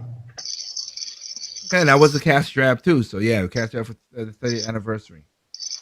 But you're gonna get to a topic about that a little bit later on. But okay, that's good. And before we go any further, Kanoshi, we just did one. If you had indie games, what are your top 3 indie games that you bought? Let's see, Hades. Yep. Yeah, Hades. That's right. I heard about That's right, Hades. Hades. Yo, I'm yeah, getting Hades. I said we're going to do a physical copy. I know they are at some point. I know somebody's going Hades to is do a good it. one. Exit the Gungeon. Into the Gungeon. Yep. I play that a lot with my cousin. That's fun. Yeah, I got Into the Gungeon. And Divisible. That came out this year, didn't it? Or was that last Well, it year? came out last year, but I'm just whatever game, whatever. Like I said, it's whatever you bought last year. That's just different. Oh, okay. Indivisible. Also Indivisible. Okay. So It it doesn't have to be games that were actually released last year. It can just be a game that you bought last year and played, Yeah. no matter the year. Yeah. So that's your three plus that you're disappointed. Okay, that's what about you, Doc? A game that you were looking you I ain't gonna say looking forward to, but you were like, okay, and then you just saw like, no. Is this a game that I bought or I was No, gonna get, but I changed my both. mind? Any in which one you wanna which one you do. I'm just making the category simple. Um, well, if I'm being totally honest, I had an interest in Cyberpunk, but unlike most gamers, I'm not gonna go out there and pre-order because they make enough copies of these games that they won't run out. I wasn't following everyday news. I just said when the game comes out, we'll see. We know what happens. Not that I had I didn't have a lack of confidence in the game. It's just that hey, I like the game. I'm interested in it, but I trust parties is about as far as I can throw them. Okay, so but From yeah, where? but once I saw Cyberpunk and that bitching and screaming came out, and then the huge what was it embargo on the reviews, can't use your own gameplay. I said this is a no for me. And if I do buy this game, especially hearing that the first patch that they made a First patch. They patch. made multiple patches. I know, but they made a patch before the game released. I mean, And Zero then they day. made a day, yeah. Then they made a Patch. day one patch that was almost 50 gigs. I said, this game is truly broken in so many ways that if you require two Blu-ray discs of data, or a dual layer, it's broken. It's broken beyond fixing. At this point, I said no. So that was actually my disappointment. That I was hoping. I'm thinking first-person RPG. From what they've shown, it looks promising, but I'm gonna wait. But I would say that's my disappointment because typically I don't buy games that I know I'm not gonna like or it may let me down somewhat. So that's it. Cyberpunk is mine. I okay. had an interest in it, not a severe one, but interest. But let me down from what the shit I heard about it. All right. Triple M, what about you? You ain't gotta buy it. Just like you look at this game and like, and then you saw it, Uh, actually, Doc already chose Cyberpunk because I was at the very least intrigued by by the synopsis of the game. I'm like, oh, they're doing a, a, a tabletop IP into a game. Like, okay, but then I was reminded about what happened with Witcher. I was like, okay, I'll be optimistically cautious about this. I'm like, hopefully, CD Projekt Red isn't going to do the same thing what they did with The Witcher early on. But throughout the years, yeah, that game got better. So okay, let's see if they're gonna hit this out the park at day one. And as the day of the release got closer, let's just say my intrigue and cautiously optimistic just got rendered to, oh shoot, here we go again. Okay. All right. I got you. Anderson, what about you? I kind of have to think about it. I did get a 3D All Stars, but I got them more for my brother. I do think they could have done more with it, but with what it is, I was mildly interested in Avengers, but we know what happened with that. Honestly, can I say I'm disappointed in the game sales or the game itself? No, most of the game, because you're looking into this game and then you're like, oh, this it's the game itself. I got nothing. I do my Well, research. yeah, Okay. well, at least you did mention Avengers. Okay. My major disappointment is the same one I always say every year, and you know what it is. Yeah, but I said game. I did say game. I didn't say trend. I mean, I know you jumped in late in the game, basically because what happened with you, Chef. But do you had any game that you were looking forward to, and you saw like, I don't know, Honestly, The game of life. stop. Hey, excuse. I'll be right you back. do know I know where you live, right? No, no, I'm talking about in general. You know, we talking about 2020. Anyway, forget that. Go ahead, Shep. Oh my gosh, I'm gonna beat you with a stick, dude. Uh, And I'll be the actually, referee. You gotta nice. wait after me. All I'll right. hold him Anyway, down let for the you, man brother. answer the I'll hold him for question. you. Don't worry. But no, You actually, bastards are I've evil. I've been You like started I it. said. Meanwhile, back on Earth, I heard you realizes you'll never be able to talk. So oh, you guys don't watch Dragon Ball? Anyways, uh, Mario All Stars, that was a bit of a disappointment. I mean, it was. I still like playing it, but I was like, I got hyped when I first heard about it. So I literally dragged my cousin to Walmart to get it. Like I was like, dude, let's go get this, because I'm chilling with my cousin these days. So I was like, let's go get it. I mean, it's not bad, but I was disappointed. Wait. Cyberpunk, Okay, okay. Well, no, I'm sorry. I have a question because a couple of y'all have already mentioned this. But may I ask, what do you find disappointing about the game? I'm going to buy it still because I actually just want to own it, no, and it's I'm going to worth play it. the For the games. record, it's worth getting per se. It's just when you know Nintendo's quality when it comes to doing projects like this, you expect there's a certain standard that you kind of got used to. So when I got the game, I was like, all right, you know what? I'm gonna start with Mario 64. I'm gonna do a little bit of that, then I'll jump into Sunshine. I'm like, I got this. I put in the game. I played it. I was like, all right, we're going good. You know, we had a little nostalgia moment, But nostalgia wore off. real quick, real quick. They Well they done. didn't they Them, didn't. You sorry, go figured ahead. they at least tweak it a little bit.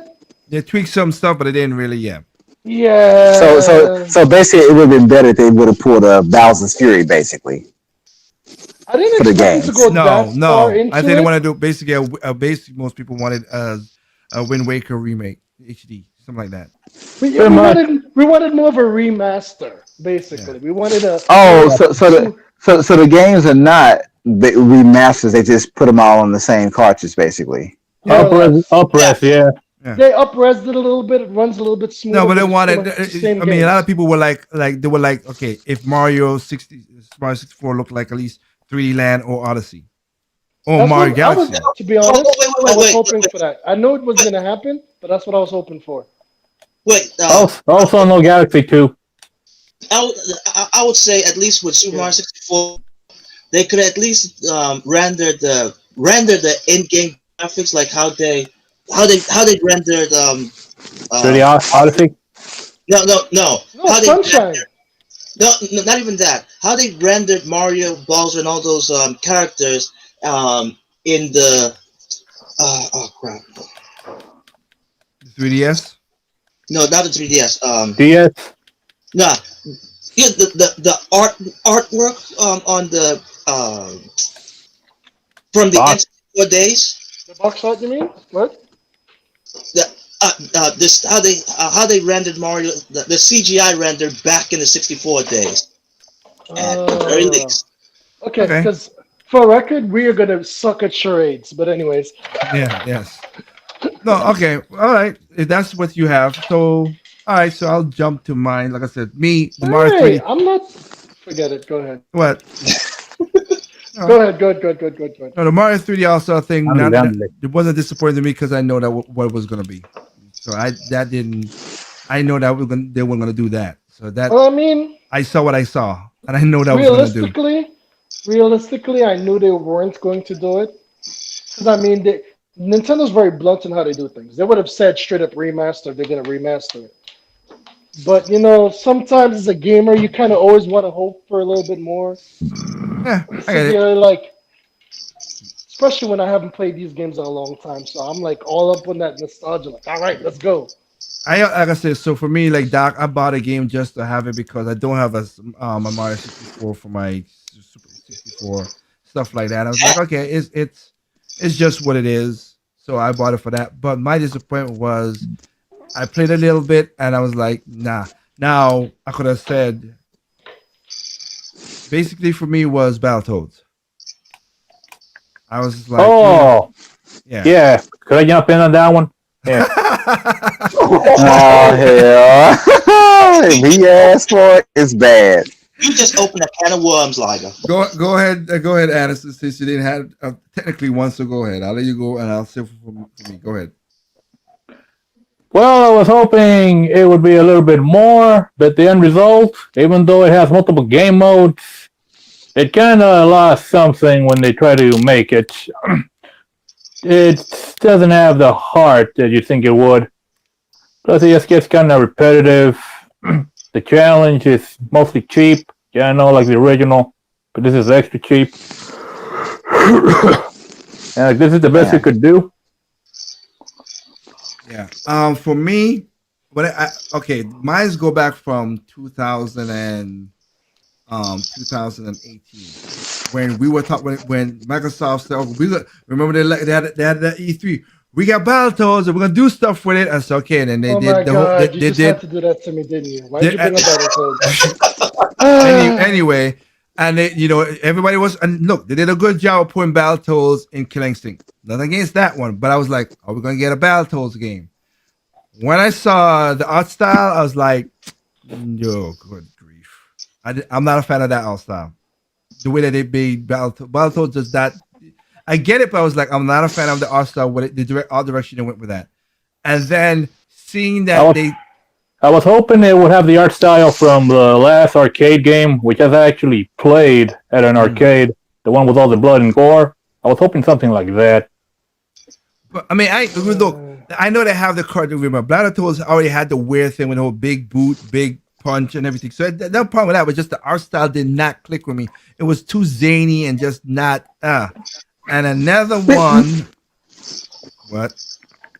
No, I was just gonna say, why can't companies keep it simple? If you think something is sort of risky, but you want to play off nostalgia, the safest thing you can do is take the old game, really HD the hell out of it, and as you said, take the old game, just give it an art style, or just make it HD, remaster, and go from there. I won't say that because certain games can work. So when people take old games and they do go a different route, because when you might not remember this, but when Street of Rage 4 came out, a lot of people's like, "Oh, this is too this, that, and whatever." Their art style worked for their game, so that worked. I mean, I know that. I'm saying, but if you think if you as a company, as a publisher, think the nostalgia is there, but it may be risky, because I understand it's a business. I'm thinking, take the first Battletoads game and just up-res it.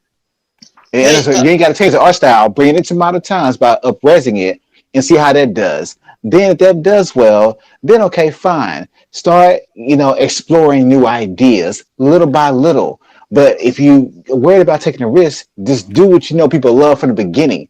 Even when I looked at Streets of Rage 4, I said, they didn't try to make this game 3D and make all these really zany levels and give the characters, a whole, complicated move set. They still stuck with the basics and just brought it into modern times.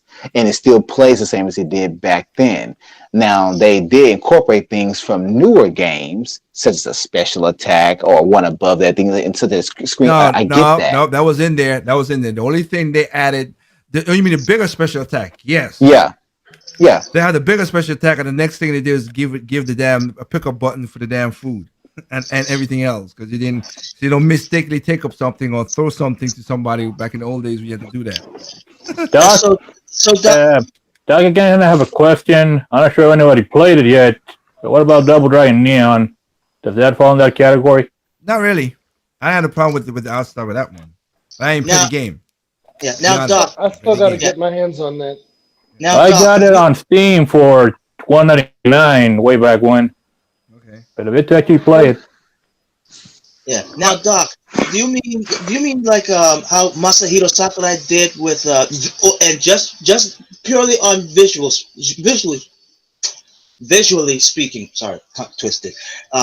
Like how he did with Banjo-Kazooie? Yeah. I mean, just if you want to take, let's say, if you know that you have friends that are nostalgic and they're hype about this game, but you don't want to take a risk with either making a lackluster game or making the game too different that they don't like it, then first to start out by upresing the original. In other words, if someone today made a HD NBA Jam Tournament Edition, I will buy that outright. Yes. Well, Doc, Just they take. did that with 3D All Stars, and people were sad about it. They wanted more. It's kind of hard to please people when it comes to nostalgia. What I was gonna say with Anderson kind of take what I was gonna say. I get what you're saying, Doc. I'm not I'm not knocking what you're saying in that regard. In doing it as a business person, it's one of those things where you just gotta figure out what you need to go with. I said Street of Rage went because again they included, as you see on the screen, they included the sprite based people from the old games. So it depends on how you do. It depends. Sometimes it works out great. Sometimes it does not. Indivisible the art style is perfect. I like that. Fall Legend does a different art style than Indivisible. They're not hand drawn, but they do something. It's the same gameplay, but it's something different. So, but for me, I'm just saying it didn't click to me the way they did. Not saying a bad thing. I'm just saying for my personal preference. But also the point was the gameplay. It was not a straight up beat 'em up. They try to add too much. They add too much stuff into the. I know. I saw that, and I also read about that. And I said, why they do this? This is too much. It's too much going on. I was looking for a beat 'em up. They weren't confident enough to think if they just made a beat 'em up, it would sell. And then Streets of Rage 4 came along and which is weird because again, going to what Doc said, they take the takedown is a Street of Rage clone that's using 3D graphics, and it looks good, works good. The only one problem, which is going to be in my review, my discussion review, couple 2 weeks from now, is when they try to do the backdrop, go for the back and do the backdrop like Street of Rage does. There is a frame skip. It just looks out of place. They didn't do a good job on that. But other than that, though, that game does look good and plays very well with what the art style they choose. Now the Project Justice, is this? The Takedown. Okay. Oh, yeah, next time. Yeah. I'll make sure I got the name right because sometimes I get that mixed up. My damn. So it is called a Takedown. So yeah, it is. It is the Takedown. Or the Takeover. The Takeover. Sorry, that's what I want to make sure. The Takeover. They did a good job on that. They did a good job on that.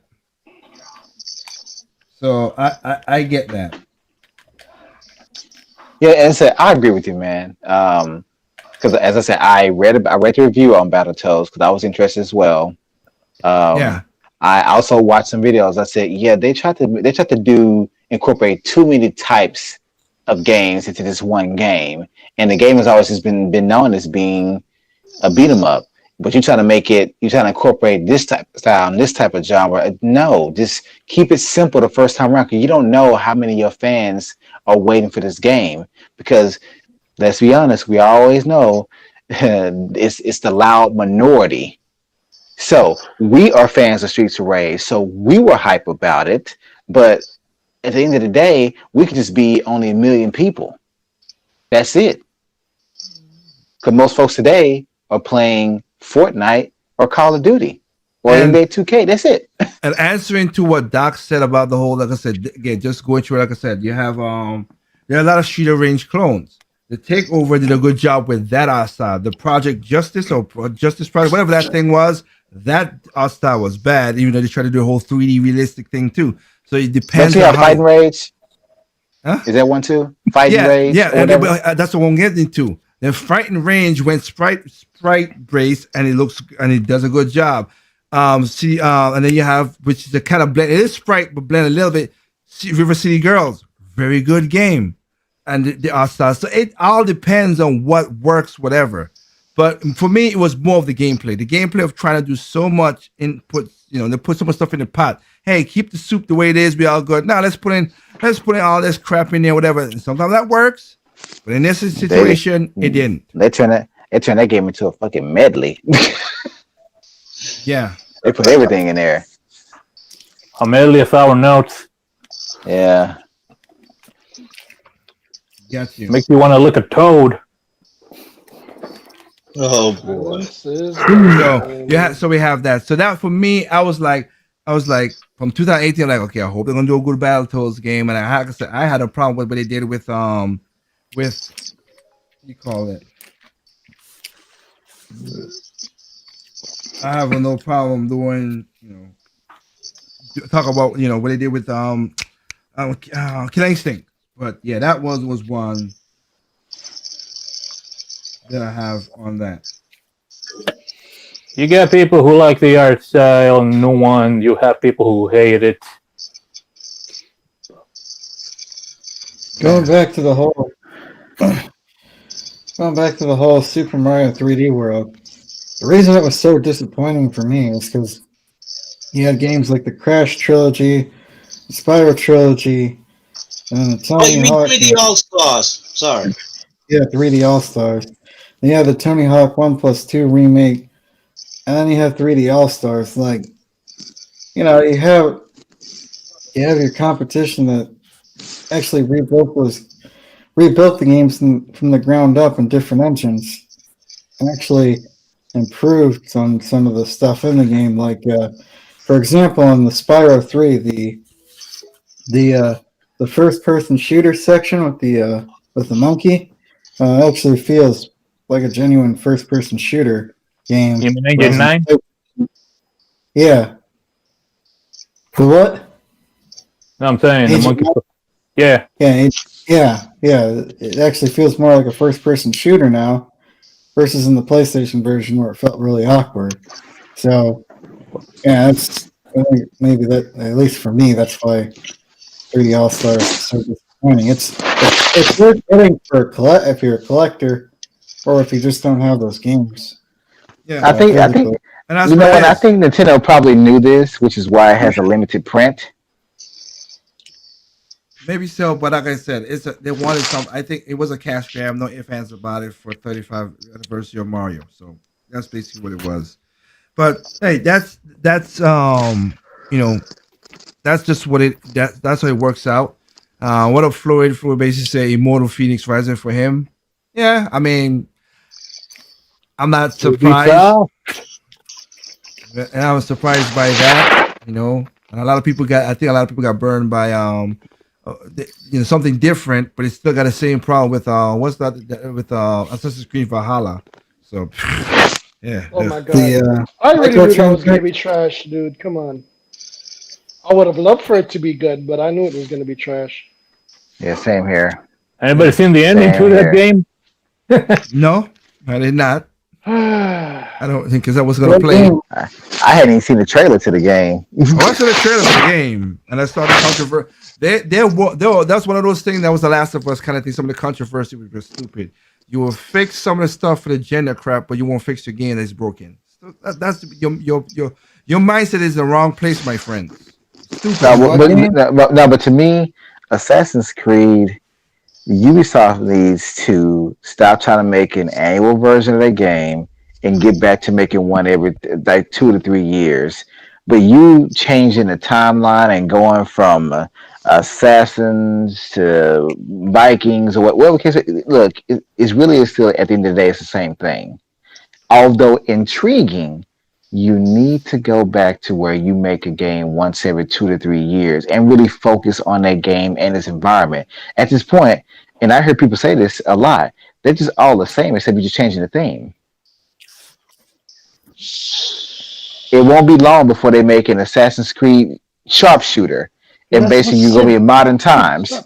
Stop. Saying too Oh, much, oh, man. oh, oh, oh, hold on. We still have feudal Japan. At this point, no more ass Creed, alright? No more. Stop pumping out the ass. I'm happy. I'm hoping that the new Prince of Persia wait. remake of the original is good, because Are you saying ass is a sin? Because I like twerk videos. And podcast is over.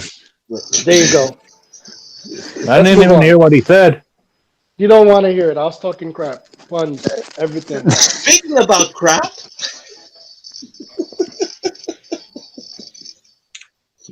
Look, at this point, they really got to figure out what they're going to do.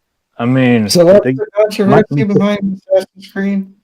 the Rayman guy, Michel Ancel, left Ubisoft, so they don't have him anymore.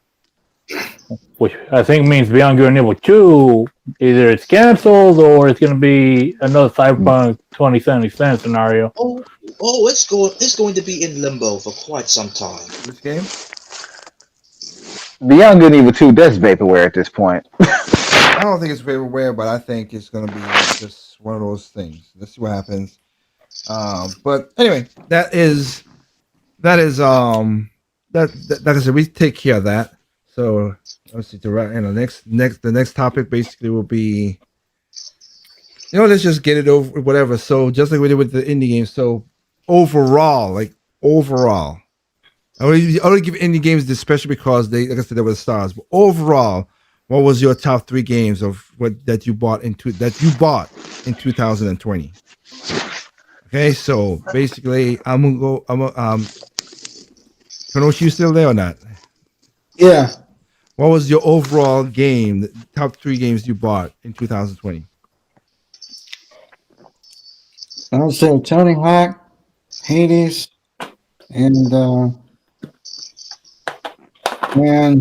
Indivisible. I think that came out last year.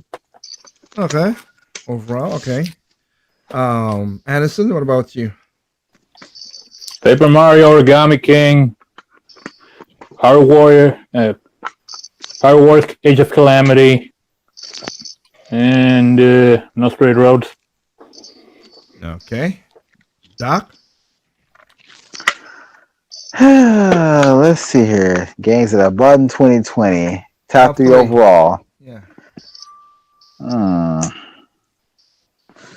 I did buy Origami King. Have not played it yet, but I did buy it. I know my wife's excited. I'm excited. You got to get some tissues ready. And that way, Perp. You may shed a tear or two. She may watch this podcast. Don't tell her that. She's still heartbroken about the first game. I'm back on Wii U. Color Splash. I was thinking about tears, not the other thing that you were thinking. Yeah, you're the perverted one. Anyway, anyway, go ahead, Doc. You need to just start calling these guys. That's off the rails. Another game I bought, but I have not received it yet, but I'm excited for it. Ori and the Blind Forest 1 and 2 Collector's Edition. It was supposed to come here in December, but due to COVID, it got delayed. So it should be here, I think, sometime within the next couple of weeks. But I'm waiting for that to come. I'm very excited. But honestly, man, as I said, for me, the game I've been playing the most, for the most part, is Door Kickers. Loving that game. Almost done. And I didn't buy this game. It was given to me as a gift, but I played the hell out of it over Christmas break. But Smash Brothers. Yeah, I know I'm late to the party. Screw anyone that thinks so. I understand that. But I was gonna get the game, but I'm busy, man. But someone got the game for me, and I think I've unlocked almost 70 characters. Okay. Yeah. Okay, that's cool. Triple M. All right. Since I've already give my heart to hardcore mecha for indie. Okay. Now the three games. That's where the cuckoo is. 3 games that you have on the roof. 3 games you have. You don't get it that you bought them. It's 3 games that you have that you played a lot last year. That your top 3 games. Stupid bird. I only did that because I wanted for other guys. If you bought it, the stuff that you bought that you whatever. But for you, go ahead. Okay, this is going to be another all for the demos. Surprising. Yeah, Dragon Quest 11, Echoes of Elusive Age. I didn't even think that I might enjoy this game, but man, I was for a big demo.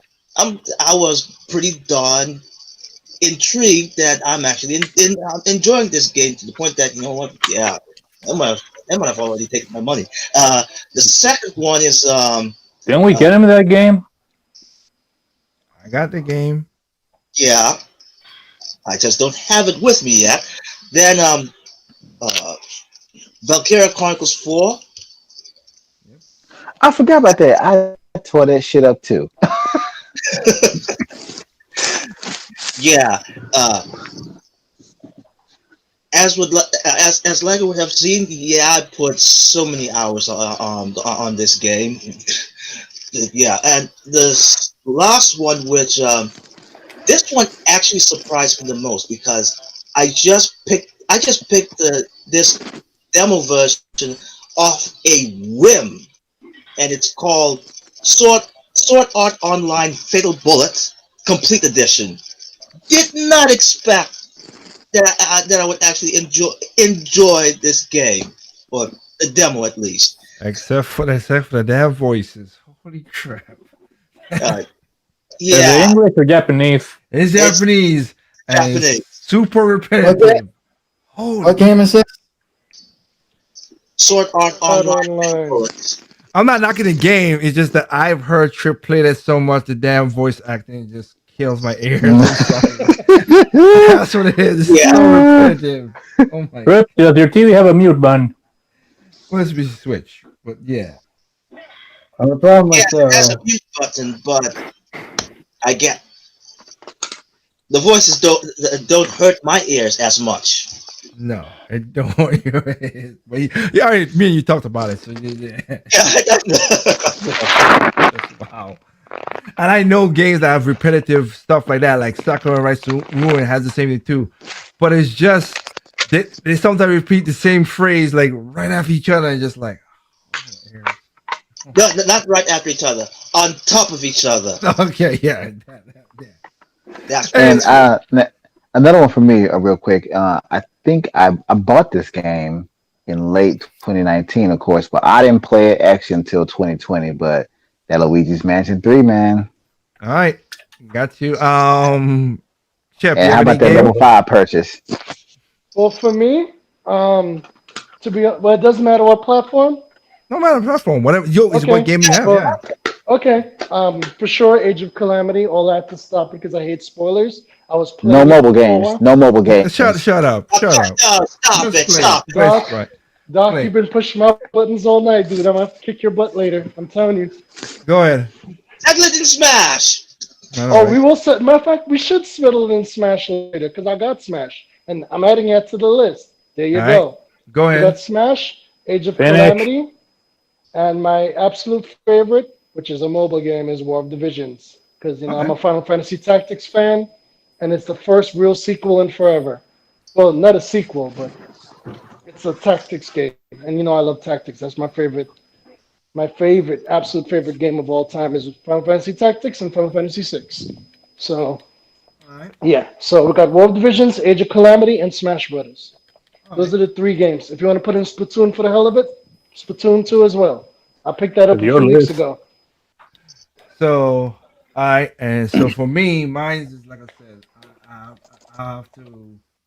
Mine is basically number 3 is Captain Tsubasa, Raise of Champions. The That game that basically kicked your. Never mind.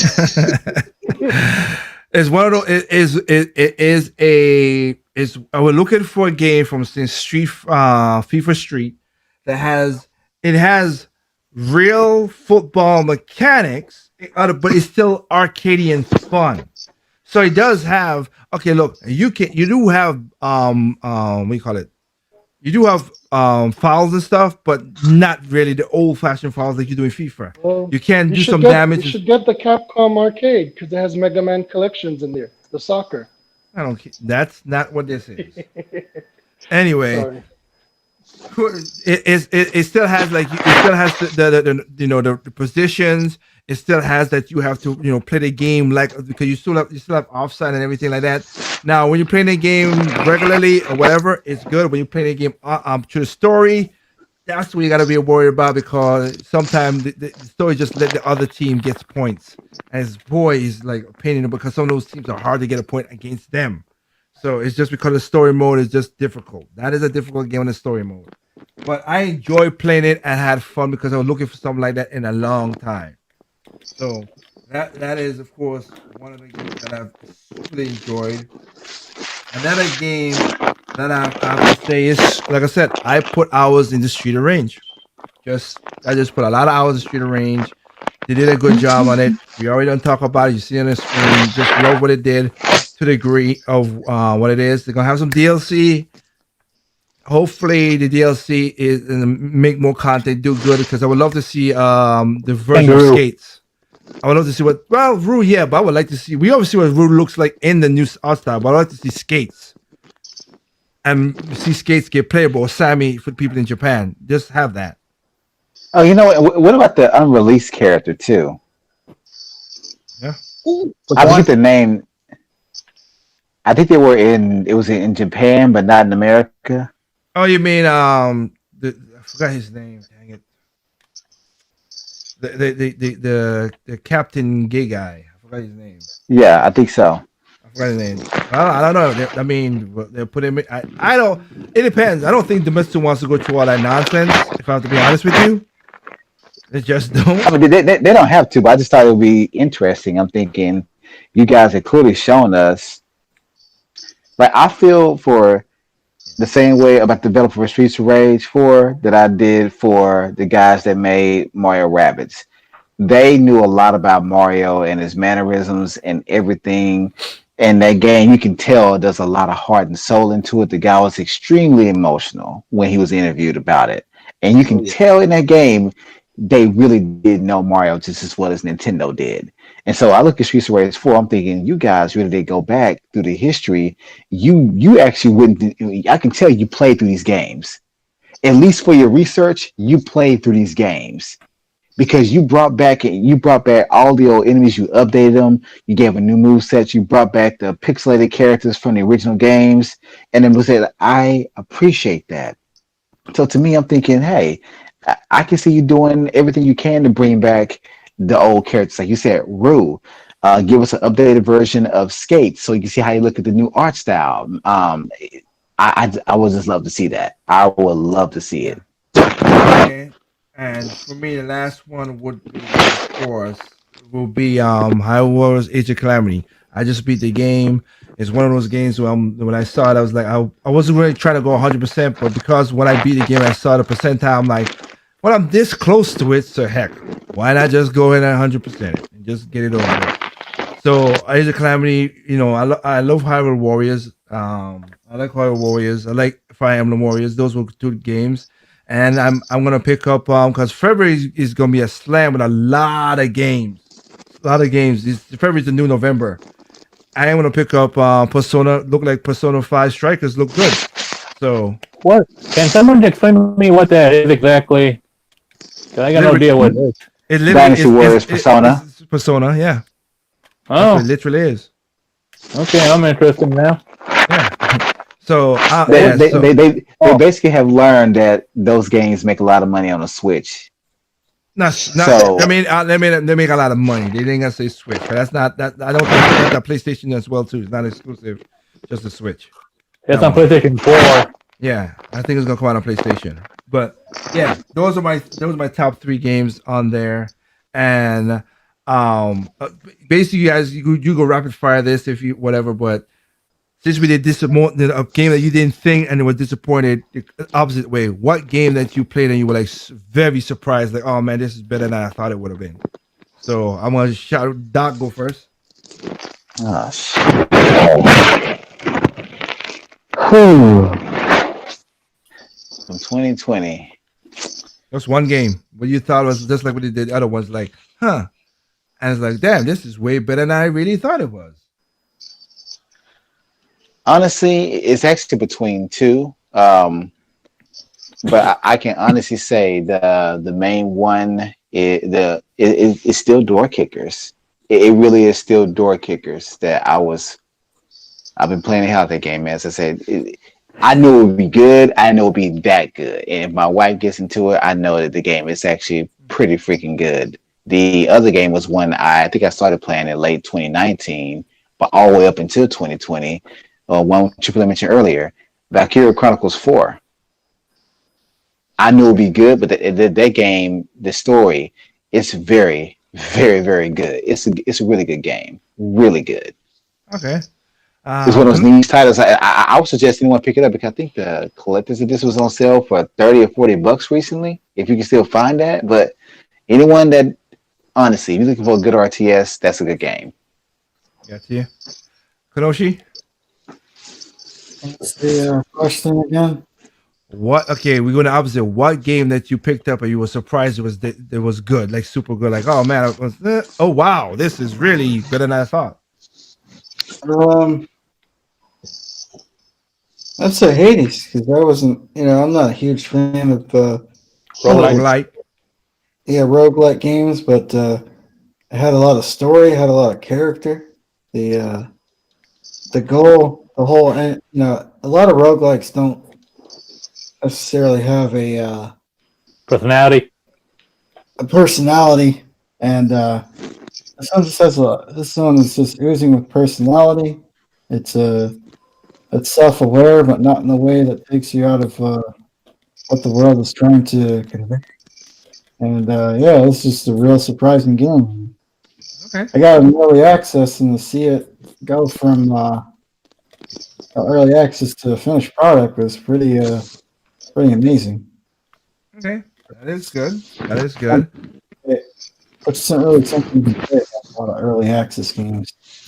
Hey, that is all right. Um, so Addison, you I'd say it's the same game. I keep drilling. No straight roads. On the surface, it seems very shallow, like an anime game where you're trying to fight the system. And it's more like a game that you play for the character and the stories than the actual gameplay itself, which is kind of rudimentary hack and slash, like Samurai Jack Pass through time, but not quite like there. What's the name of the game? No straight roads. Despite the name, it has nothing to do with stealth kind of politics. I mean, the politics is in the music. Yeah.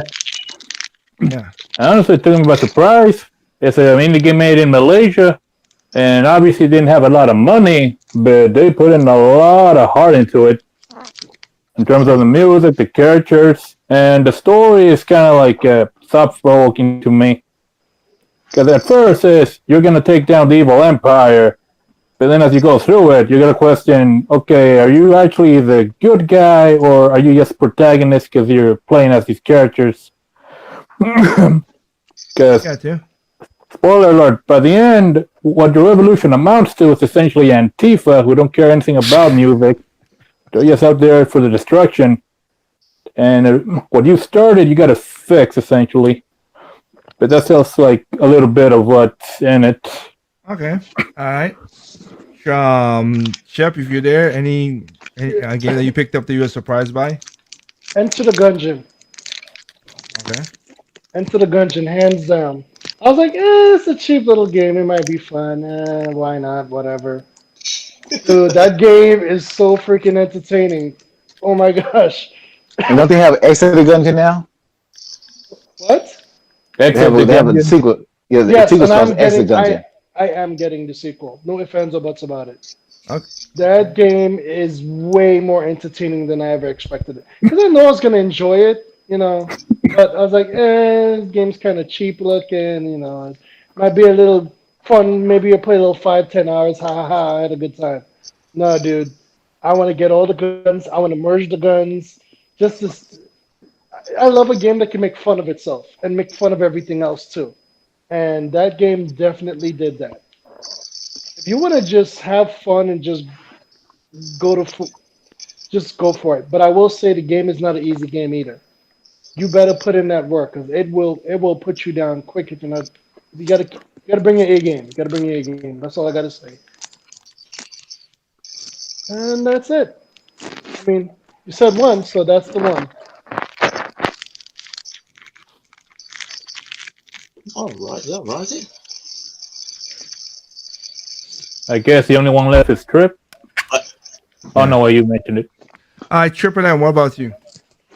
I want to pick Trials of Banner because I thought it was all visually appealing, aesthetically, and shallow gameplay. But no, I was quite surprised with that. But I still have to go with the FA and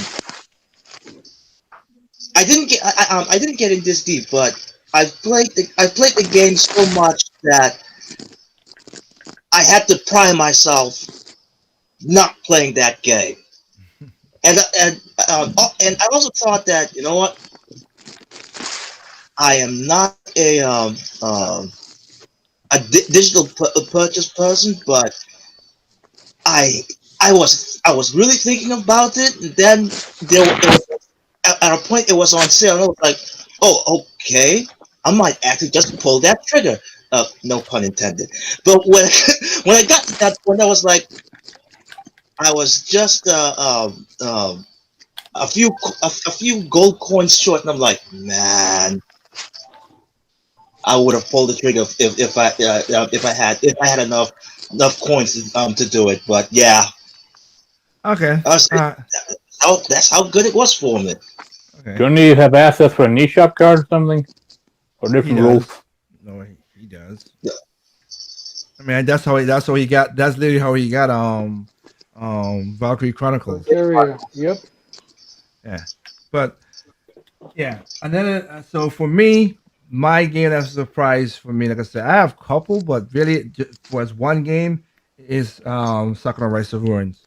I didn't think I'd fall in love with that game like you did, and hearing the developers how they talk about the game and the detail that went into the rice forming sim, because I was like rice forming sim, whatever. I like it. I was more. I'm a more Demon Blade guy. Monster Demon Blade. That, and of course the game before Side that. scroll.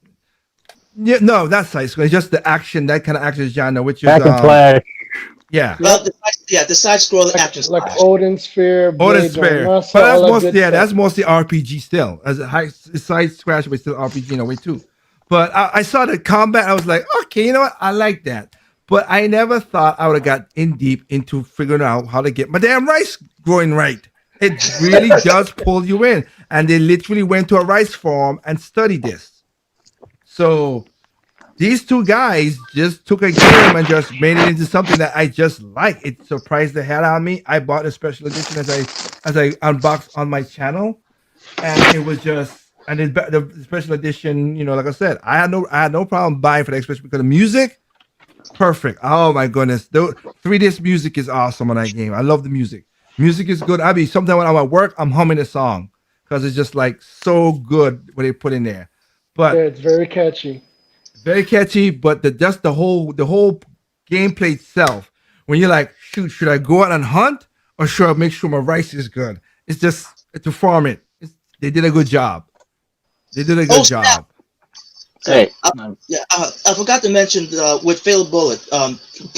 Prior of downloading this game, I was looking at reviews of any other sort online games, and boy, they were trashing those games. So yes, I came to this game for a low in which with low expectation.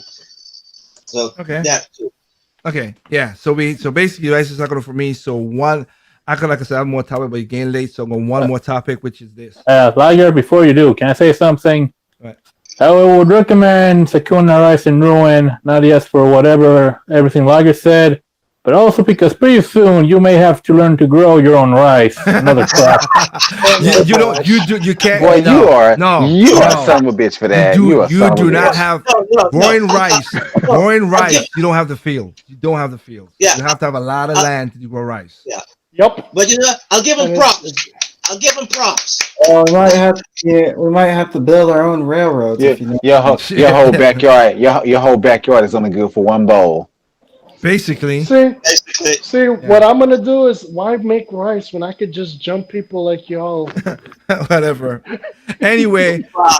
and like I said, and the thing about rice, the reason I like talking about all of that is because of the heart of the whole game as well. So that these two guys, and I did not notice, is another game that's going to be reviewed on my channel, which is called Astro Breed. I didn't know they also made that game too. So these guys, so far, the 2 games that I bought, their pedigree is good.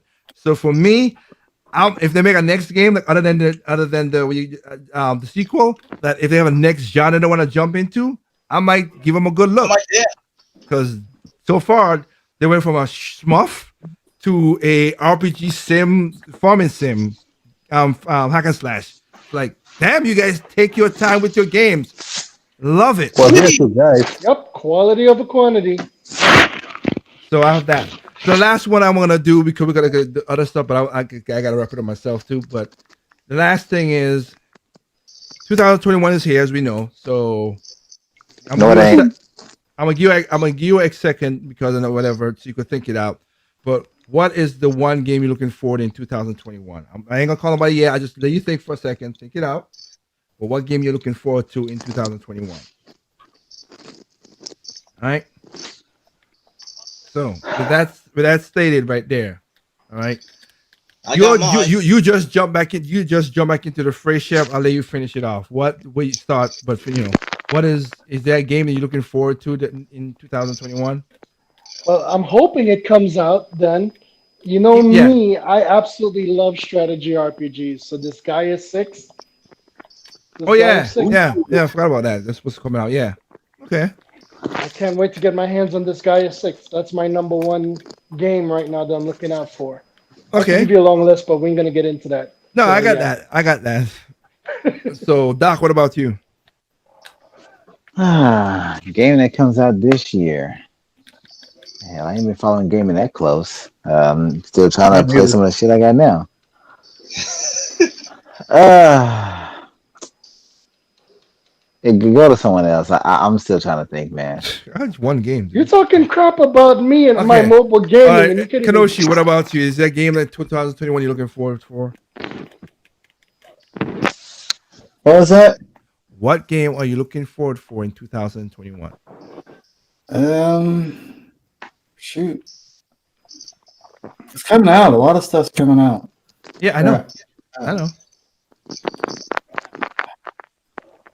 Okay, I'll let you. You got a break to Trip. You say Trip. You say you had one. Go ahead with Trip.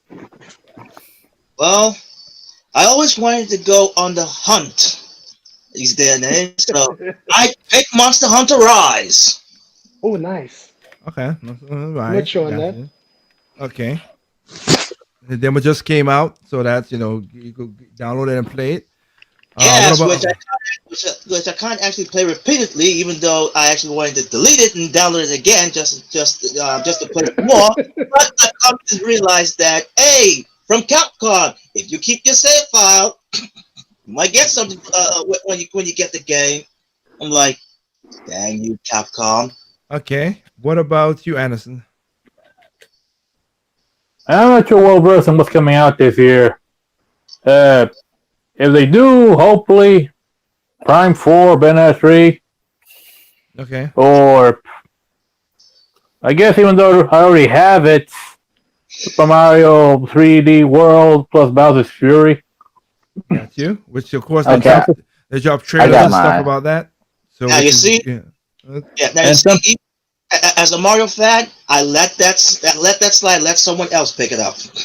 Okay, and whatever. even though it's not actually a game, but it's game related, and even though I can't actually go there, I'm looking forward to the opening of Super Nintendo World. Okay. All right, Doc, you say you had yours? What's yours? Breath of the Wild 2. Okay. If it Not comes coming this out year. this year, is it?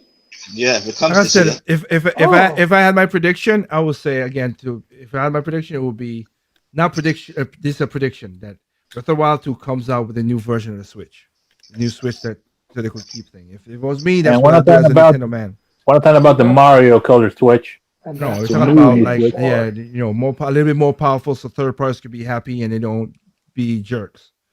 But Breath of the Wild 2, you said, Doc? Yeah. Okay. Breath of the Wild 2. Kanoshi, did you find yours yet? Yeah, Breath of the Wild 2, Bravely Default 2, and Brave Default, yep. Yeah, they're coming out next Oh, month. and I got one I have to buy this Friday too. I'm very excited. I know my wife is. I'm not gonna tell her yet, but she's gonna be super excited about it. But I'm gonna try to get that Scott Pilgrim Special Edition. Oh, okay. Which one? There's a few versions. The one with the little The standee stage.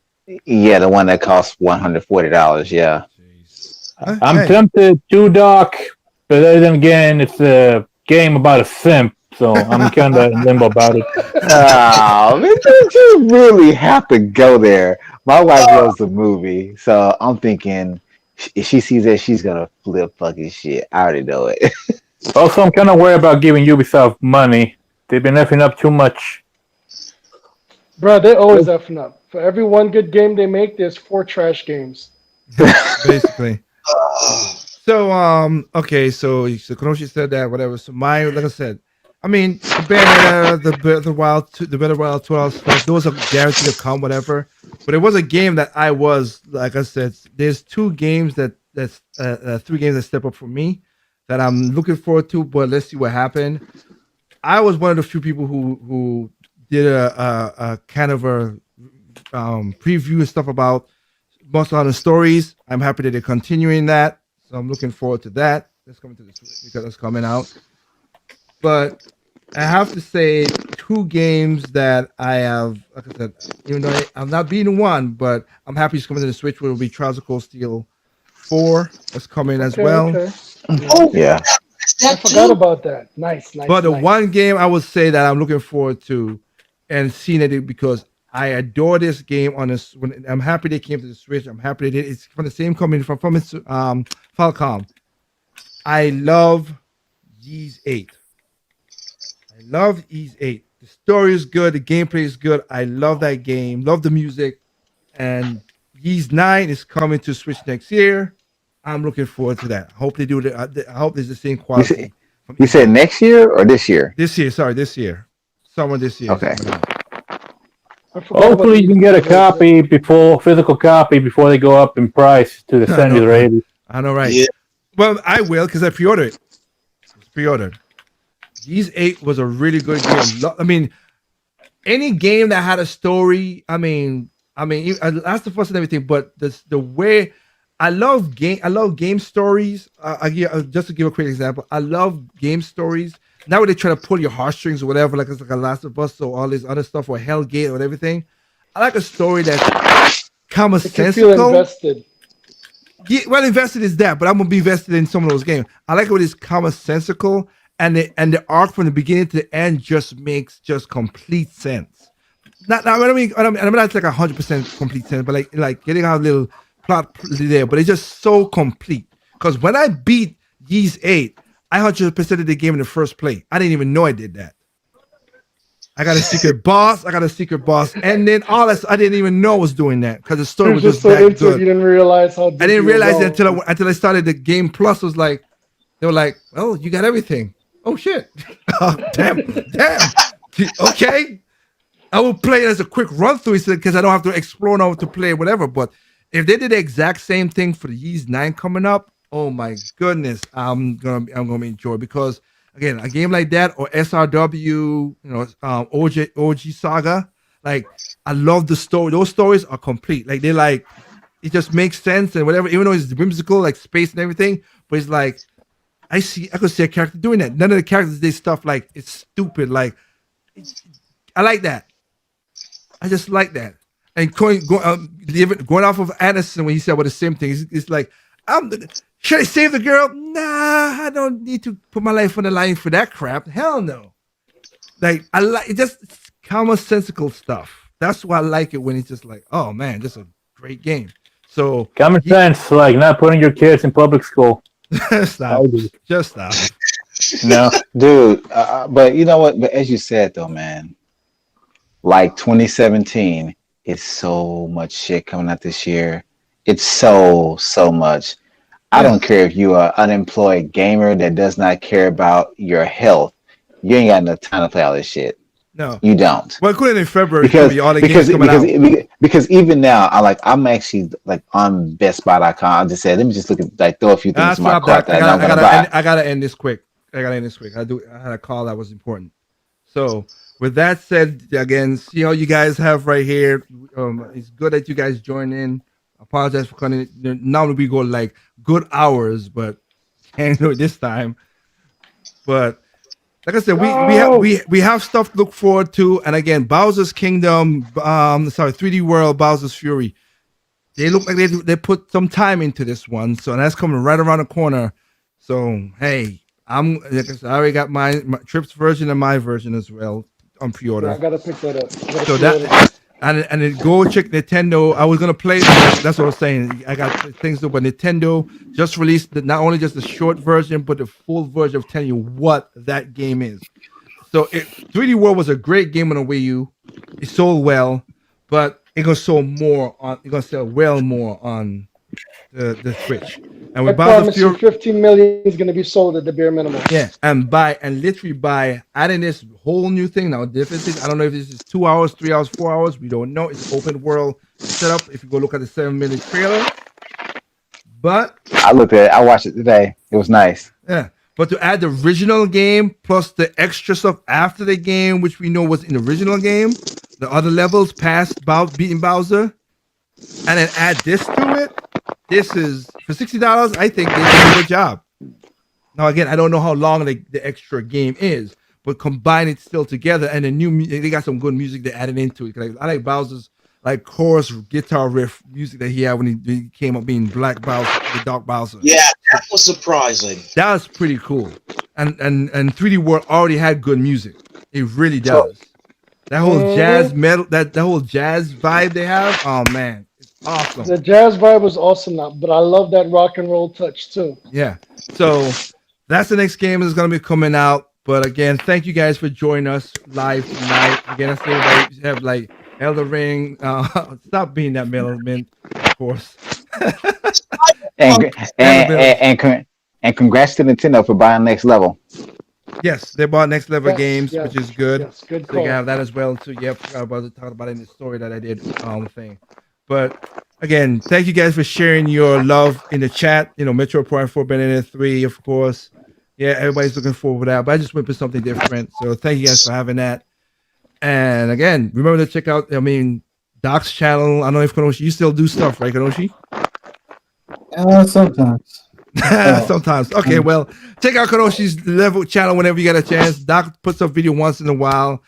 I have a bunch of videos coming out every Friday. I do a discussion review. Like I said, I don't do reviews like other people. I play the game, I talk about it. That's just what I do. I'm not gonna go to the whole story, gameplay, stars. I don't do that. Play the game, see what it is. You go from there. It's just how I do it. The review. But it's again, I'll talk about the good, the bad of the game, and everything like that. So every Friday for the next couple weeks, I have a video gonna be popping up, so you guys can check it out every Friday at 8 p.m.